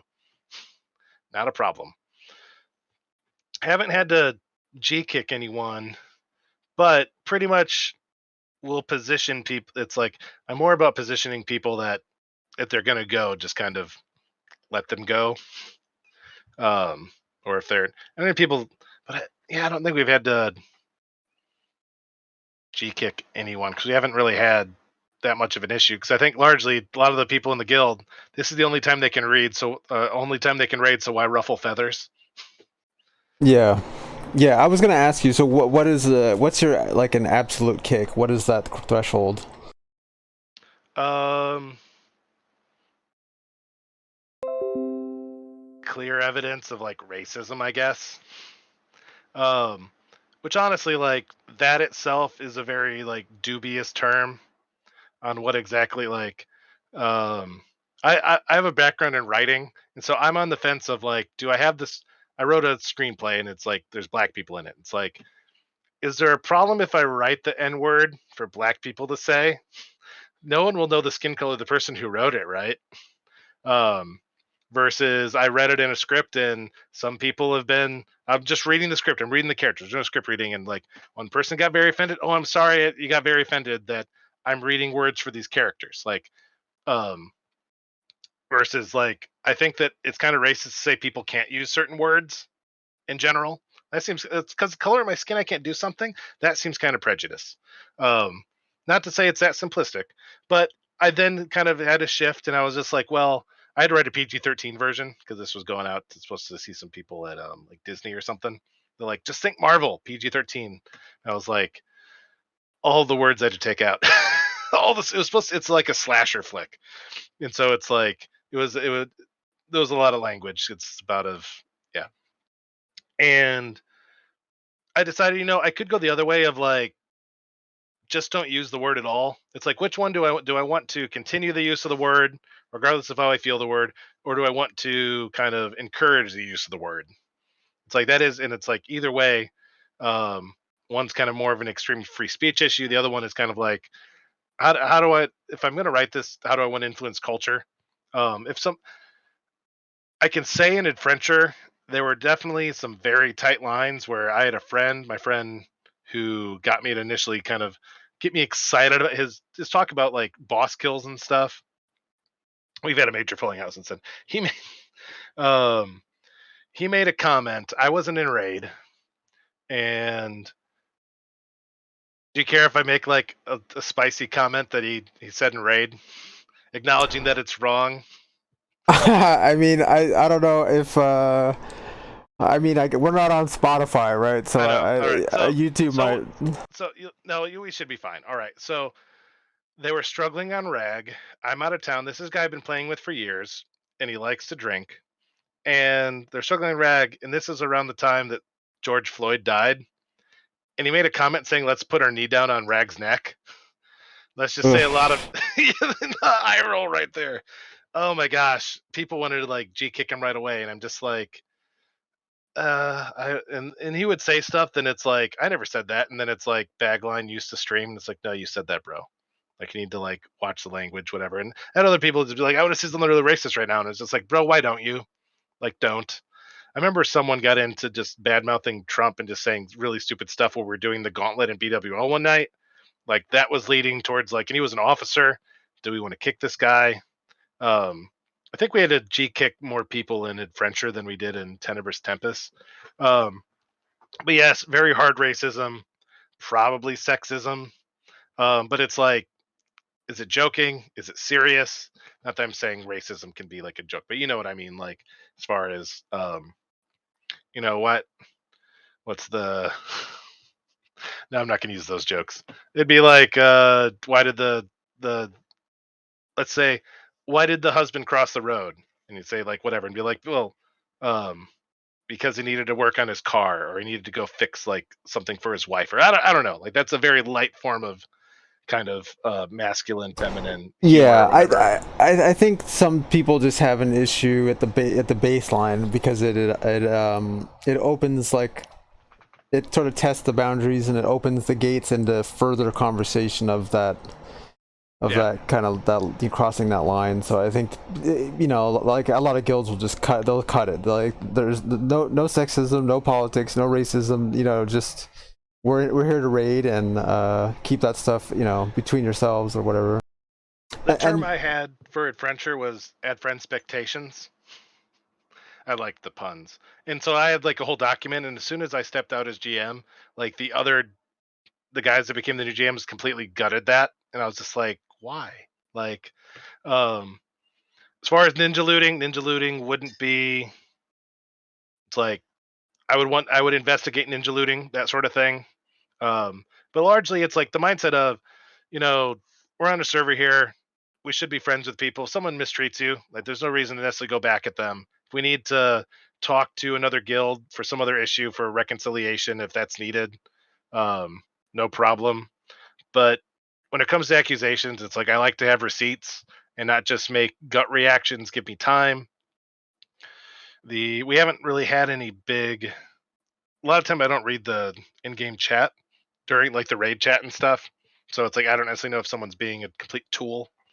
If I would rather definitely have serious conversations with people before kicking them, or at least want some time to explain to themselves. Because oh man, there was a lot of drama in my old guild, in on Ash Candy. So it's like so and so got into it at 2 in the morning or 3 in the morning, and it's just like who offended who first, and oh my gosh. And then it's you're doing a three-prong investigation. yeah, Who is the bystander? so how do you handle those kind of disputes? Like, when do you let them play out and sort of solve themselves, and when do you step in? Like, I guess in this case, it would be in Psalm and TT. Like, how would you handle that kind of thing?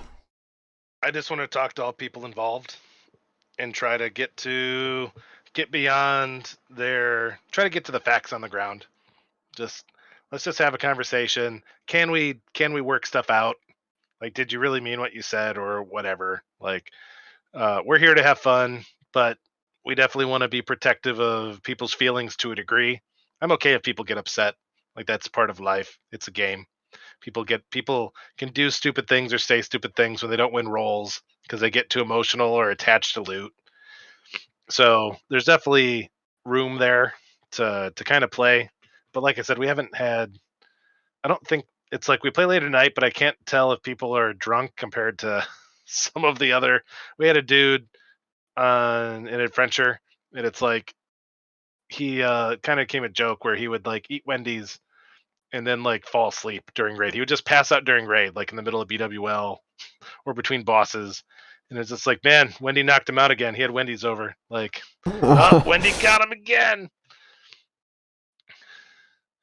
But yeah, we haven't. I don't really have examples from Psalm off the top of my head.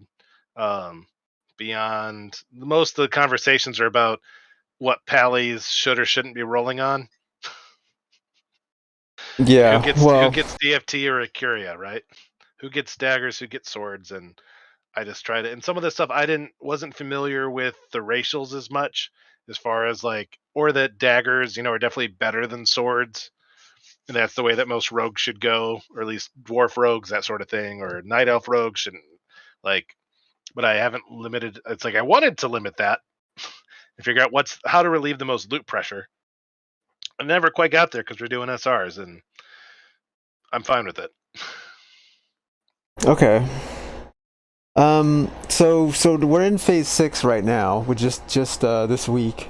Um, how did you guys prepare for uh future phases? I guess in this case, phase 6. We didn't really. Like the biggest thing has been I was mostly through like at 8,000. When I found out it came out on the 28th, I think that might have been like the 14th or something when phase 6 dropped, when X dropped. I think I was 6 or 8,000 into revered and I wanted to be exalted. I had a misunderstanding because I wasn't around for Nax in Classic. The way it was always explained to me was that every time you'd have to go do Nax, you'd have to pay the like arcane crystals. So I thought you'd not just once for attunement. Because I was like, really? You have to do it every time? And people were just like, you have to do it every time. And I just either they were wrong or I misunderstood. I was like, I need a freaking righteous orb every time. Like it sounds super expensive. And so I did a few Skolos, but largely I went and started tracking my efforts to I would clear the most eastern cauldron. I would do about 25 turn-ins at once, and I would get like between all the stones and stuff and the turn-ins, I was walking out with like 600 to 1,000 rep. It would take like an hour, hour and a half. But I would bring over. First, I just started with my warrior, and then I realized that it's too many curses and dispels. So I literally just ran around with my warrior and my paladin following, and would just heal through killing 10 mobs at once. So I actually kind of ground my way, did a few Skolos and stuff. Other people, it's like I've run a few Skolos and stuff for them, but we didn't, as far as making gear, we haven't prepped any gear. Someone else is actually going to be leading us through Nax because I've never done it. So I'm going to be learning it. We haven't, it's like a lot of the gear wasn't necessarily ready to be made. And I'm not sure to what extent all the frost resist gear that we need, but I also know Saffron is going to be like a ways off. And I haven't even, we're going in Monday and we're just going to be trying 2 to 3 bosses. So I can't really say we prepared a lot. We were doing more preparation for NR gear, but we weren't really sure about NR gear either, how much we'd need that even in AQ. And it turns out, well, we haven't done Visc yet. So to even see where that is. And I was more of the, until you start adding on difficulty, like let's just keep the melee out. And so then the range and the casters and healers don't have to work as hard, and then the casters freeze the thing. I'm very pro low DPS strats. In so much as like the Razor Gore, we didn't have enough DPS to kill all the Dragonkin, so just have all the warriors kite the Dragonkin. That's what we did all the way through Classic. Okay. It's like if it's working, I don't want to risk doing the one platform thing and wiping, Yeah, especially with world buffs. I know some guilds have gotten caught up in this, but when you get into Nax, the recipes for the frost resistance can be trained because there's also a vendor outside of Yes. EPL, but the prices are really expensive, and once you just get into Nax and get a few bosses down, I can't remember the exact details, but you can just go in there and learn the recipes for free, and yeah, I thought there was I thought there were recipes you're going to learn in there, but I can say we haven't been gathering the mats for making the gear. Beyond the point of I probably got 30 plus Mooncloth and 30 plus Cured Rugged Hide sitting around, and I can make 2 per every 3 or 4 days, depending. yeah, so you'll have the tokens for the gear ready and all that stuff. As much as just that little bit, yeah. Okay. Yeah, well, Nax is a big challenge. A lot of consumes, and without world buffs, it's gonna be different. So I guess I will adjust. I started all that back in January, knowing we would need that stuff for Nax. So that was my preparation, was having enough Okay. tunes to do that, while still kind of we will give out we'll roll out consolidation prizes of Mooncloth bags at Ani's. So for people who didn't win loot, hey, we got some Mooncloth bags. Like we'll do that's something that we started doing in original Classic, just to thank people for coming if they didn't win something. Okay. Um. So we've kind of covered this again, but what struggles would you say the guild has faced, and um, what's what are things that if you were to go into the future and look back on TT and Psalm, what would you change?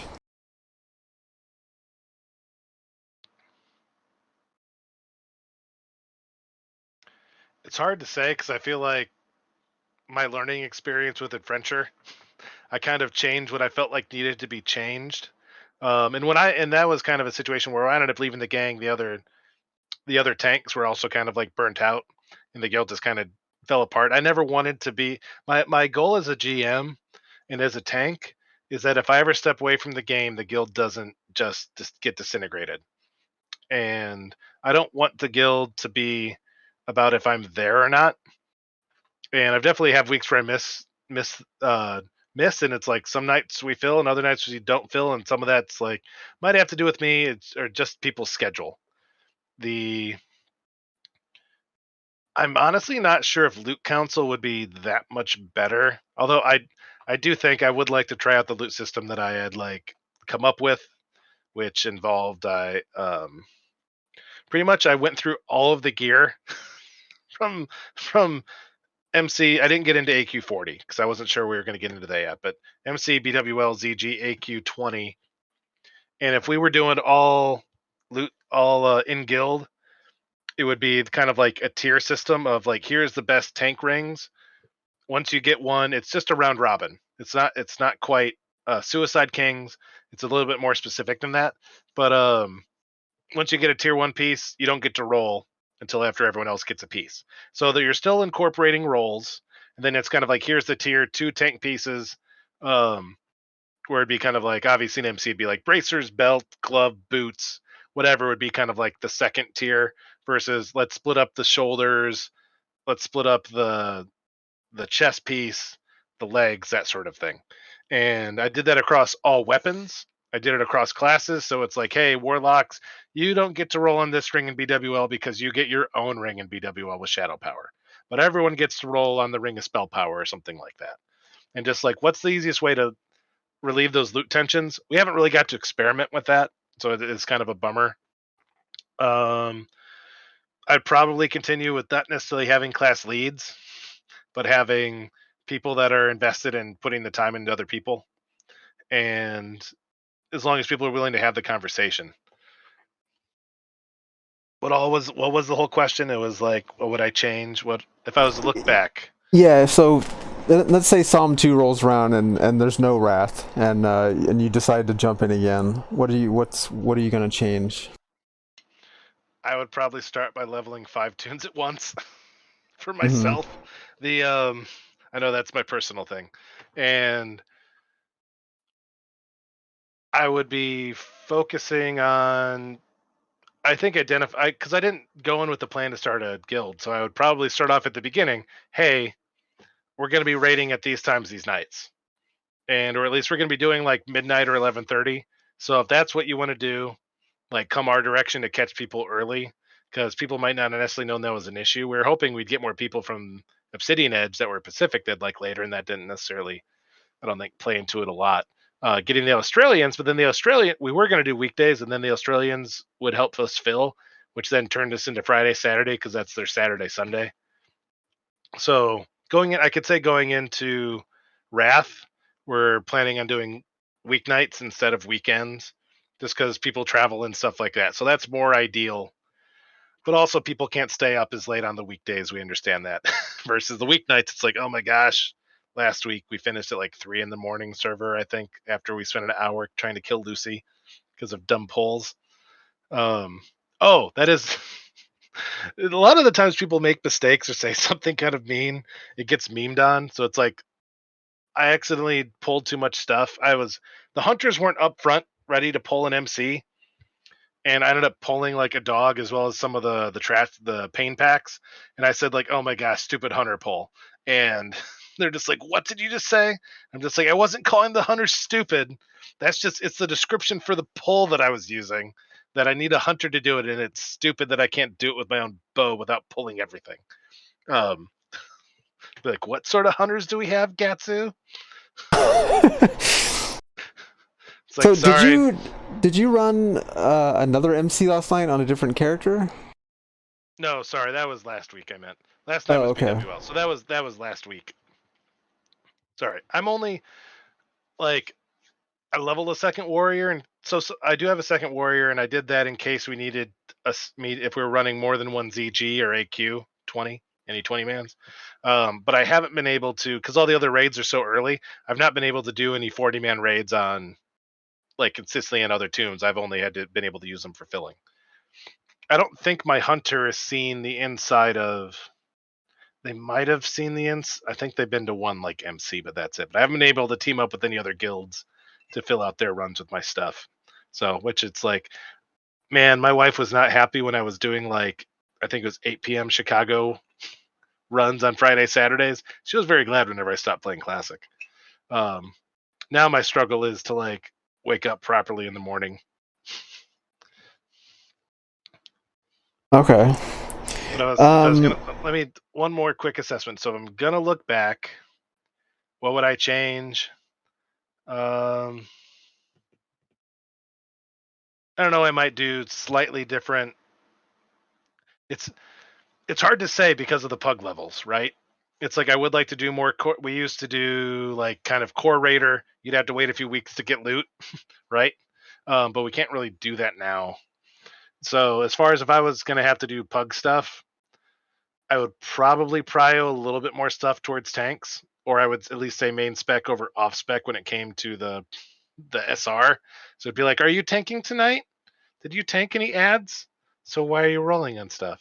But so you even would even do even that's hard. more strict sign up roles.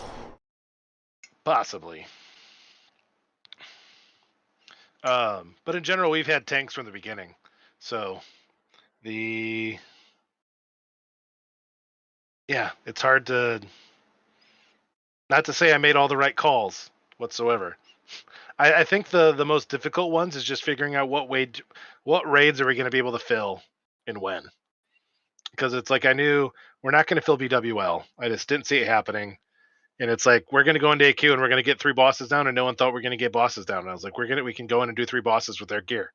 And a lot of people doubted that or doing Razor Gore.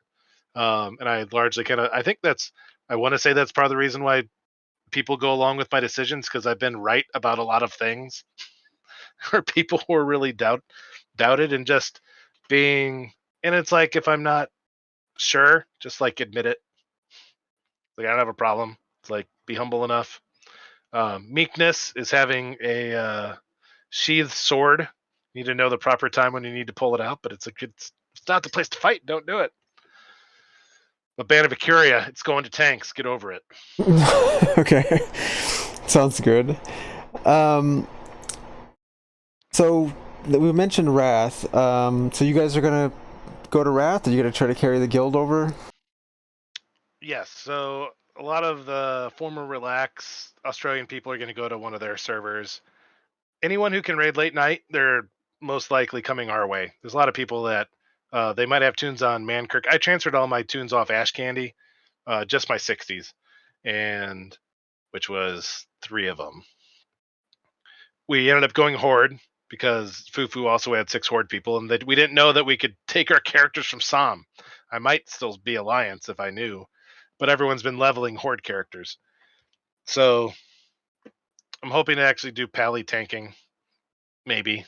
I'm like, do I want to boost? And it's like I haven't had time to actually run my character to level my characters there, so I might end up boosting because I want to have more classes to kind of play. Yeah, I didn't the I love tanking, but it's like I wish I could take a break sometimes and run like an alt, and I'm just kind of like, but there goes the tank gear that I'm wearing. It's not fair to the raid. Yeah, the tank role is one of those weird ones where you kind of get stuck there forever. Especially if you get that Thunder Fairy, you're always gonna be there with that Thunder Fairy after that. Yep, and I've by the time I saw bindings in classic after running 35, 40 MCs, the week after I decided I was stopping, and I hadn't told the guild yet, but I told the officers I was leaving or that I was needed to stop. That's when a binding dropped, and it ended up going to a rogue who was the other GM because we didn't have other tanks ready to. And the other rogues were upset. We're just like, don't you know? Pretty much like this dude wanted Thunder Fury the whole time. We went and made him Scarab Lord to try to get him to stop wanting to be like, bro, we got you Scarab Lord. Like, you don't need Thunder Fury. It's okay. And I think we were splitting. My tank was running with Fufu's guild at midnight. And so actually the first binding, I was on my alt, ended up going to one of the other tanks because we were doing split MCs to get bindings. Bindings, they're so annoying. It's like I wish, and it's just a little aside. I'll try to it's one of those things where it's so important, I think, for raids and guilds that, and especially if for myself as a GM, it's like that for me would be kind of, I love the guild I like playing, but it's like that's kind of the payoff in the gear for like all of the work you put in as a GM or as an officer to like get that to represent the guild. And I wish that Blizzard had a way to make it a little bit more accessible. When we had on Ash Candy, man, we had guilds with 3 to 5 of them, and it's like we just never saw bindings. The guild that we broke off of, they got both in one night in like December, and I think they started raiding in October. Um, but we were still better than them because we did Ani with 20 people in 10 guildies, 10 former guildies from the old guild, and then 10 pugs. We downed Ani in like October, and it was huge for the server. And it's like they didn't down Ani until December or January. So it's like, aha, you guys still can't do Ani. Take it. Yeah, Um, it's crazy how the Thunder Fury luck works, and just recently we Blizzard gave us a change to with increased drop rate. allegedly, Yeah, I'll so believe it when hopefully, when they drop. yeah, hopefully you guys get one soon. I just remember in Classic, we had one main tank before I took over, and then we saw one binding in all of Classic. It was just never there. Yep, we saw 6 Eyes of Rag in Classic. No bindings. Like, how broken. The first one went out to the guy that had been prepping for it. The second one went out to one of the richer guys in the server that did um, tribute runs, a hunter that was playing on his warrior with us. Then the third one went out to someone else who I think could make it, and then it just kind of went out to people like a lot of the warriors that make it and be like, it wasn't worth it because it doesn't help DPS. Some of the shaman got it, but it was largely just like it was just going to people that were never going to make it ever. But we've got, and this is my luck. We have 2 of them now. We got the eye our first rag kill, I think, Oh, okay. and then we got one 2 weeks ago. But when the eye dropped, we got 3 eyes in 4 weeks in classic. Okay. And it's just like, Blizzard, fix your game. I guess that's part of the challenge, right? Just keep playing, hope for those drops. I think there is that larger issue that it's like makes people, and this could happen with any loot in general, but it makes people just kind of want to give up and stop playing the game, especially like at that guild level. Of like they'll still come, but we had people leave our guild because like we just couldn't hold threat the same way without having salve, having wind fury, versus they'd wanted it. It's like warriors couldn't spend rage because of whatever issues, and it's like I had top warriors on the server like coaching me, helping me out. So it wasn't necessarily like a mechanics thing on my end. It's just like the mechanics of the game and how threat works. Yeah. I didn't play too much on Horde. I did a couple pugs on on a friend's warrior, but yeah, I've always played Alliance and always had Salvation. Yep, we didn't have that stuff. We had our fear totems. So I guess we're getting to the end here. I am working on something, and maybe I can pick your brain for this, but I kind of want to come up with like a few questions and with a scale of 1 to 5, and looking for some of the qualities that you can sort of aggregate over time with all the different GMs that we talk to, and sort of get a baseline for what makes things work. But I'm not quite there yet. So I guess just for now, what would you say like the number one, the first thing that comes to mind, the biggest priority, I guess, in making a guild work and being successful? Loot expectations. People need to know when they're going to show up to, especially a 40 man or a 20 man, what can they get to roll on? And they should be able to know, is this the week I'm going to get loot, or is this going to be the week where someone else gets loot? Largely, like as far as, like I think I mentioned at the beginning, I approach it as I approach running a guild as a business, or like being I'm in charge of an office. If I have a bonus, if there was a weekly bonus at an office of $500, $1,000, and people don't know if they're eligible for it or what they have to do to get it, it's going to drive some people nuts. And other people, they're just going to be chill and they'll just keep doing their good work. And that would be representative of a loot council where you don't know what you have to do to win. It's like, is it the most DPS? Is it the best healing? Which those things are rather when it comes to whether or not people should necessarily get gear, because it's like obviously the people that it could be rotation or it could be people just have better gear and you just keep gearing those people. So just so people know, is loot fair? Is it fair? Does it make sense? Do you have proper expectations going into raid? If you don't have that, people are going to start going to other guilds probably where they have that. Okay, so yeah, so just defining things beforehand, and I think that's really important, and not just in WoW, in a lot of aspects, like you said, work and stuff like that. Even personal relationships with people, setting, I guess, boundaries, or sort of defining what things are. If you got a job and they told you, all right, some weeks we're going to pay you $5,000 and other weeks we're going to pay you $1,000, it's like you might average out, but they didn't quite say it's going to average either. How much would people want that job? Yeah, they probably wouldn't. It's like, I'm going to go find some people where I'm just like, I'll settle for like 2,500 like every 2 weeks. Like I can do that, but like I got no idea if I'm going to get $1,000 50 weeks out of the year or 10 weeks out of the year and 50,000 the other weeks. Okay, well, is there anything you want to promote, and I can put links into the guild Discord, or any of your personal stuff you want to promote or mention? I would probably need to send you links, but I do have a locals page I don't spend enough time on, and it's the same thing as the YouTube, which is breaking down the page. My background's as a writer, so I just printed some hard copies for live editing that I'm going to be doing hard copy editing. This is novel work, and I printed more. I'm going through all of it to make it consistent before I go to. I'll probably end up doing like a Indiegogo or something like that for hard copies. If not, I'm planning to start putting stuff out on Substack. I have some stuff out on Substack, but not a whole lot. That's just kind of my personal background, which is kind of where some of the RP comes from, and just wanting to have fun.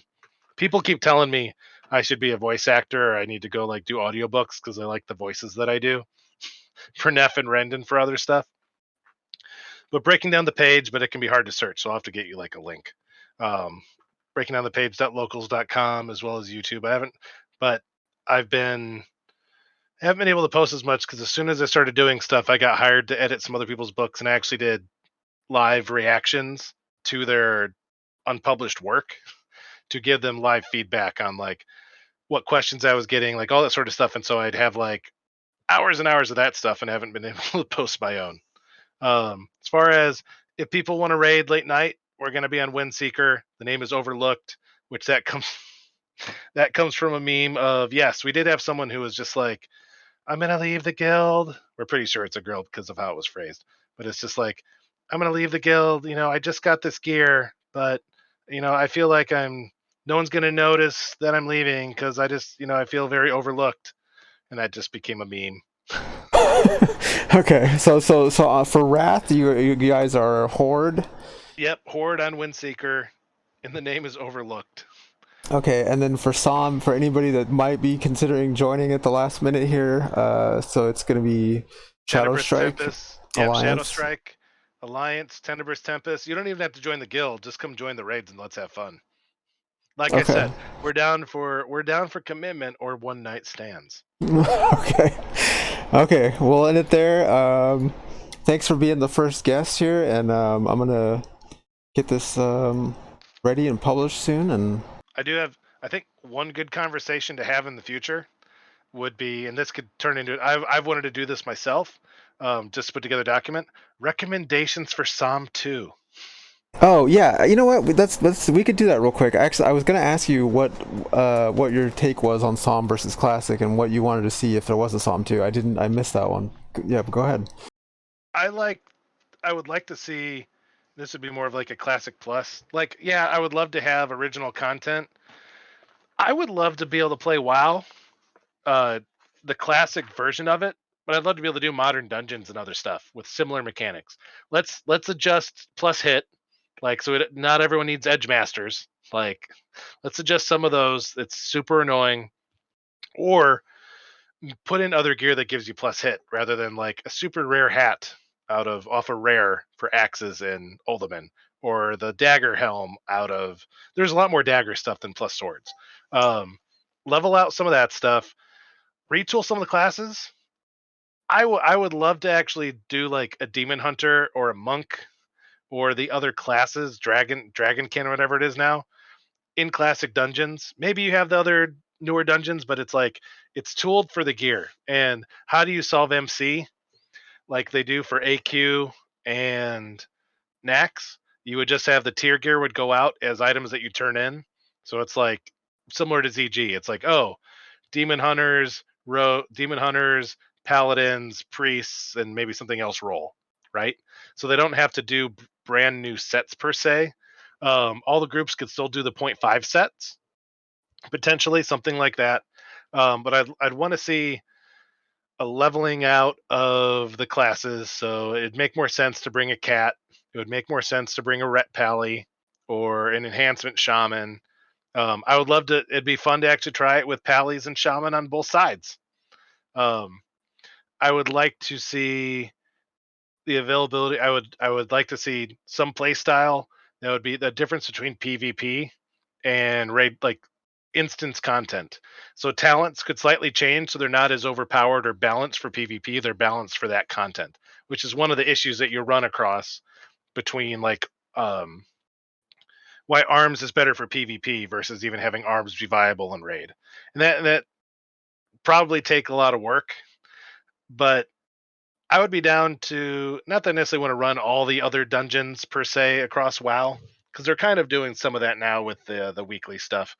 But I like the warrior gameplay, but let's get rid of tactical mastery or do something to adjust to make Fury Prot a bit more enjoyable, or to make um, Deep Prot more applicable, right? And maybe some adjustments to threat, like just quality of life changes. I love the herbs. They need to spawn way more. Change it so you don't use dream foil for freaking everything. Like that would be a huge thing. So there's a lot of updates that they could do, and it's like at what point is it no longer classic? At what point does it become retail? And I think some of sticking with at least some of the core gameplay mechanics with gearing, needing to get your hit, but like I said, like make something else to compensate for edge masters, something that's farmable. So you don't just have some items that are worth just like thousands and thousands of gold, right? Make, I don't know, some sort of turn in or a guild bank, having an actual guild bank for people to use. And it would be nice to make something like Thunder Fury or some other items a bit more actual farmable and less RNG, I guess. And then, but it's like, at what point do you just break it? And that's where I think the balance comes through like conversation where I'm just kind of like, I just want to sit down and write out a document of like Blizzard. These could be some really good changes for, and it's some of it's like, what are some of the things that they do over on private servers, right? Like why do people like private servers? What are the quality of life changes? And they did plenty of them for some. Oh, you need to have you get regular MC, regular raids, and then obviously you get the hard modes that we have in Som. I'm not sure if I necessarily want world buffs as an option per se. I think some people would like it. I'm curious if they did world buff servers and non-world buff servers, how that would go.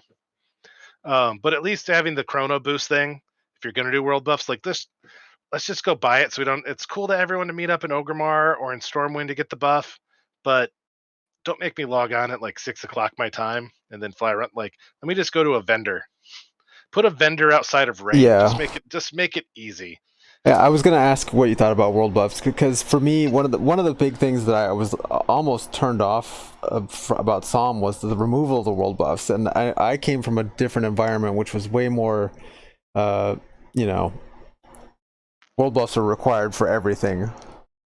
So and with the change in difficulty, it almost seems counterintuitive in a Yep. sense. Like I'd almost rather see maybe no world buffs in like the like what you're talking about, the easy modes, but world buffs enabled for the harder modes or something like that, or the opposite. You know what I mean? So, some more options, I guess. Like if they could take out like the biggest thing about changing the drop rates for profession stuff is it lowers the amount of time and commitment that you have to play to still get your flask or to get your stuff that you're going to sell because the stuff respawns quicker. So make it so, and that was the big issue was I was typically at least one night a week, if not 2 nights a week, the guy doing the Dire Maul run to get the Dire Maul buffs, and then we have to sit up. All right, who's across the server? Of course, it's like, all right, we're so and so's dropping the head at 8 o'clock, Zandalar or whatever at like at 8:15. Then they're dropping a second head at 9 o'clock. Which buffs do you want to get first in what order? Oh, people are getting Songflower, and there was so much extra time that you're not even playing the game that it's a world buff mini game that I had no desire to put back in because it's like I just want to eat dinner with my wife, and even if I was starting at 11 o'clock, I would still have to get on 5 hours earlier or whatever. Yeah, I know. Yeah, I think that's a common complaint, I guess, that people have about it. Personally, I didn't mind it. I loved that whole routine. For me, it was like, okay, world buff time. We're doing this XYZ, and it was fun to. I mean, I have some screenshots of the server Horde and Alliance getting ZG buff. It was on a PvE server, but because everybody else they'd be killing each other if it wasn't. But it was amazing to see hundreds and hundreds of people on the island, and I enjoyed that. When we kill Ani, like we'll still go we haven't done it as much, but if people want to see their name over Stormwind, we'll go whoever's on, take a screenshot of it together. A lot of people don't necessarily care as much, but we did that for all of our first dragon kills and stuff like that on Ash Candy. The it adds to the community, but for me, every time I went in against Vale, or even just the stupid golems in MC that sometimes will just turn and smack someone and one shot them, it always just felt it was always stressed me out going in knowing that people are going to die on Vale after they spent 2 hours getting buffs because people have to die. And was so frustrating to anytime you wipe on a boss or whatever, or people just whoever dies, it's like for us, it's whatever tank was on Vale, we never killed it fast enough to down it before the tank. Like we might teleport to Ogrimmar or something. I once used my Winter Spring trinket, then I realized, oh, I can't just log out when I get there. Oh, that sucked. Yeah. So it's like whatever tank still had buffs is who would be tanking Chromagus rather than kind of having a set person do what bosses. And it was always that extra frustration. So it's like it would be nice if I don't know if world buffs was some. I guess it's like how much does it break it if it persists through death to an extent? Yeah. Um, or should it be like a timer that you have once a day you can get, or so many times a week you can choose when you want to use it? Just go to the vendor, pick your thing up. You can use it partially through raid, you can use it at the beginning of raid, you can use it later in raid if you want, kind of like a flask, but not necessarily stay through the whole thing. Yeah, because it's almost like if you can make them more available and any one of those options that you mentioned, it's like, well, what's the difference in the game then if they're always on and you always have them? Yes, how much more can we just have warriors super powered all the time? Yeah, every class. Why not? Yeah. Yeah, and if they were going to do world buffs, adjust them better. Make it's like you get the attack power buff, you get the stand buff. Why not a plus mana buff? Let people choose. And it's about trying to figure out what are just fun new ways to do stuff that still. It's like what's that core of what is classic that people like versus what they do in retail, right? Yeah. Um, and it's I wish I wish I could race swap. I really don't like the dagger animation on Undead, but I want to keep that character. But I was daggers as a tank, because I never got Thunder Fury, and I got better. I had the daggers out of like AQ and stuff, and like I think core hound too. But it's like he just and it's like, oh my gosh. And then I'm a guy, and then we got Quinn over here who's like doing front flips whenever he does heroic strike, and I'm just like, I hate this. Like, I prefer the female human attacks. I like the orcs. The orc attacks better than the undead. I'm just kind of I was undead because the blimps weren't working the first night they loaded classic. My friend was undead. I loaded a Tauren, and then we waited for an hour and the blimps never came. So I started an undead warrior, not knowing anything about plus hit and that I should be an orc. Yeah, it's funny how stuff like that, it can just one little thing can change your whole path, and wow. Yeah, I guess instead of like that, it's like you could adjust the racial so maybe you get extra crit with certain weapons. I don't know, or like just plus hit versus the 305. Like, uh, Yeah, it's funny how they moved away from that stuff pretty quick as well progressed. yeah, I haven't played TBC. Really, I've been leveling in it, but it's like I know it's different. So I think that'd be the probably the biggest like class changes. Uh, but it's like I just want to run through LBRS with a demon hunter or like a monk, a death knight. The just play around, have fun. I wish that it's like I'm used to playing modded Minecraft. So it's like if me and my friends could make our own server in WoW, it's like what would the things we would want to do without breaking terms of service? Yeah, it's. I think there's the private server where um, you can just pick whatever abilities you want. Like you get Yep. a limit of like 10 or so. I don't know how it works exactly, but yeah, you can just build your own character basically. That's kind of what you're Yeah. talking about. I don't want it quite that free, but yeah, it's like I want to have clear class fantasy. If there are some kind of skills or talents from Wrath or TBC or something that it would make sense to bring into Classic, maybe bring that into Classic. I don't know. Um, but definitely minimum change dream foil, so it's not used in every for two of the main flasks in every resistant potion. Make some of it Grom's blood, or make some of it I don't know. Come up with some other herb. I don't care. Just Or not dream just foil. or double the spawns of Dreamfoil, even or triple them or Yes, something. yes. The I've been surprised with how low black I almost said black clover, black lotus and arcane crystals have been. That's been huge. They used to be so much more expensive before. And yeah, the hard modes, easy modes on the raids. And really, you could do the hard. You could do world, and this is I think part of the issue with the world buffs is like it messes with parsing that sort of thing because people care about that. I'm okay. It's good. It's a good tool to use if you need to improve stuff. But it's you could do the mythic mode or whatever. It's just no world buffs on hard mode. Make next harder than it kind of is now. Like I know I'm not saying it's easy now, but you could do more of the changes. Also change Scarum. Scarum's super dumb. Yeah, yeah, it's One shot mechanics for a raid are dumb. yeah, that was an interesting change. I don't know how that came about. I mean, he is deadly, right? If you do kill the wrong one and people aren't paying attention, it's a wipe. But it's. I think the older one was much harder. Yes, no, I agree. The older one was much harder. This one, I don't like the fact that oh my gosh, we have to we have this like 20-second window to kill him, to kill the clone, or else like we wipe the raid is just extra difficult and unnecessary. Okay. Well, are we good to end it here? Anything else you want to add, or? Mm, I think that's it. It'd be fun to play those other classes. I think, um, but it's I don't know to what degree to keep going with that as far as you bring in other dungeons. I honestly want other zones because it's once you start adding too many raids, there's not enough raids to run. The Yeah, I don't know what to do with PvP versus PvE either. If it's like, would it break it if you were to make it like retail where you can turn it on or off?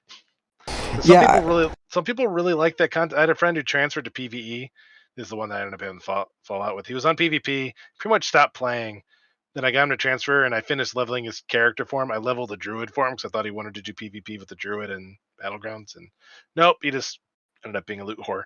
But it's like he would still whisper me like years later, like I hate you, like you ruined WoW, and I'm just like, you're the one that stopped playing. Like, oh no, you're not on a PvP server. Some people really like it. I like it. I'll do it sometimes. But in general, it's like I don't want to waste my time running back to my body when I have like a limited amount of time to play. All I wanted was that Black Lotus or that Grom's Blood. Yeah, I did PvP server a couple times, and I hated it. I couldn't deal with it. Like I'm just trying to quest, or I'm just trying to get this herb. I mean, I guess that's part of it, right? People want to compete for resources, but it is annoying. Yeah, I think that's all for now. It is kind of late. Okay, we'll finish it up. Thanks for coming on and doing the interview, and get some more soon. Thank you for having me on, and thank you for playing with us. Always appreciated. Always welcome to come, and if you ever want to have group conversations or follow-up stuff, feel free to hit me up for this. Yeah, I might do something like that. Yeah, something along those lines. I'm trying to figure it out still, but yeah. Definitely. Well, you have a good night. All right, thanks, Gatsu. See ya.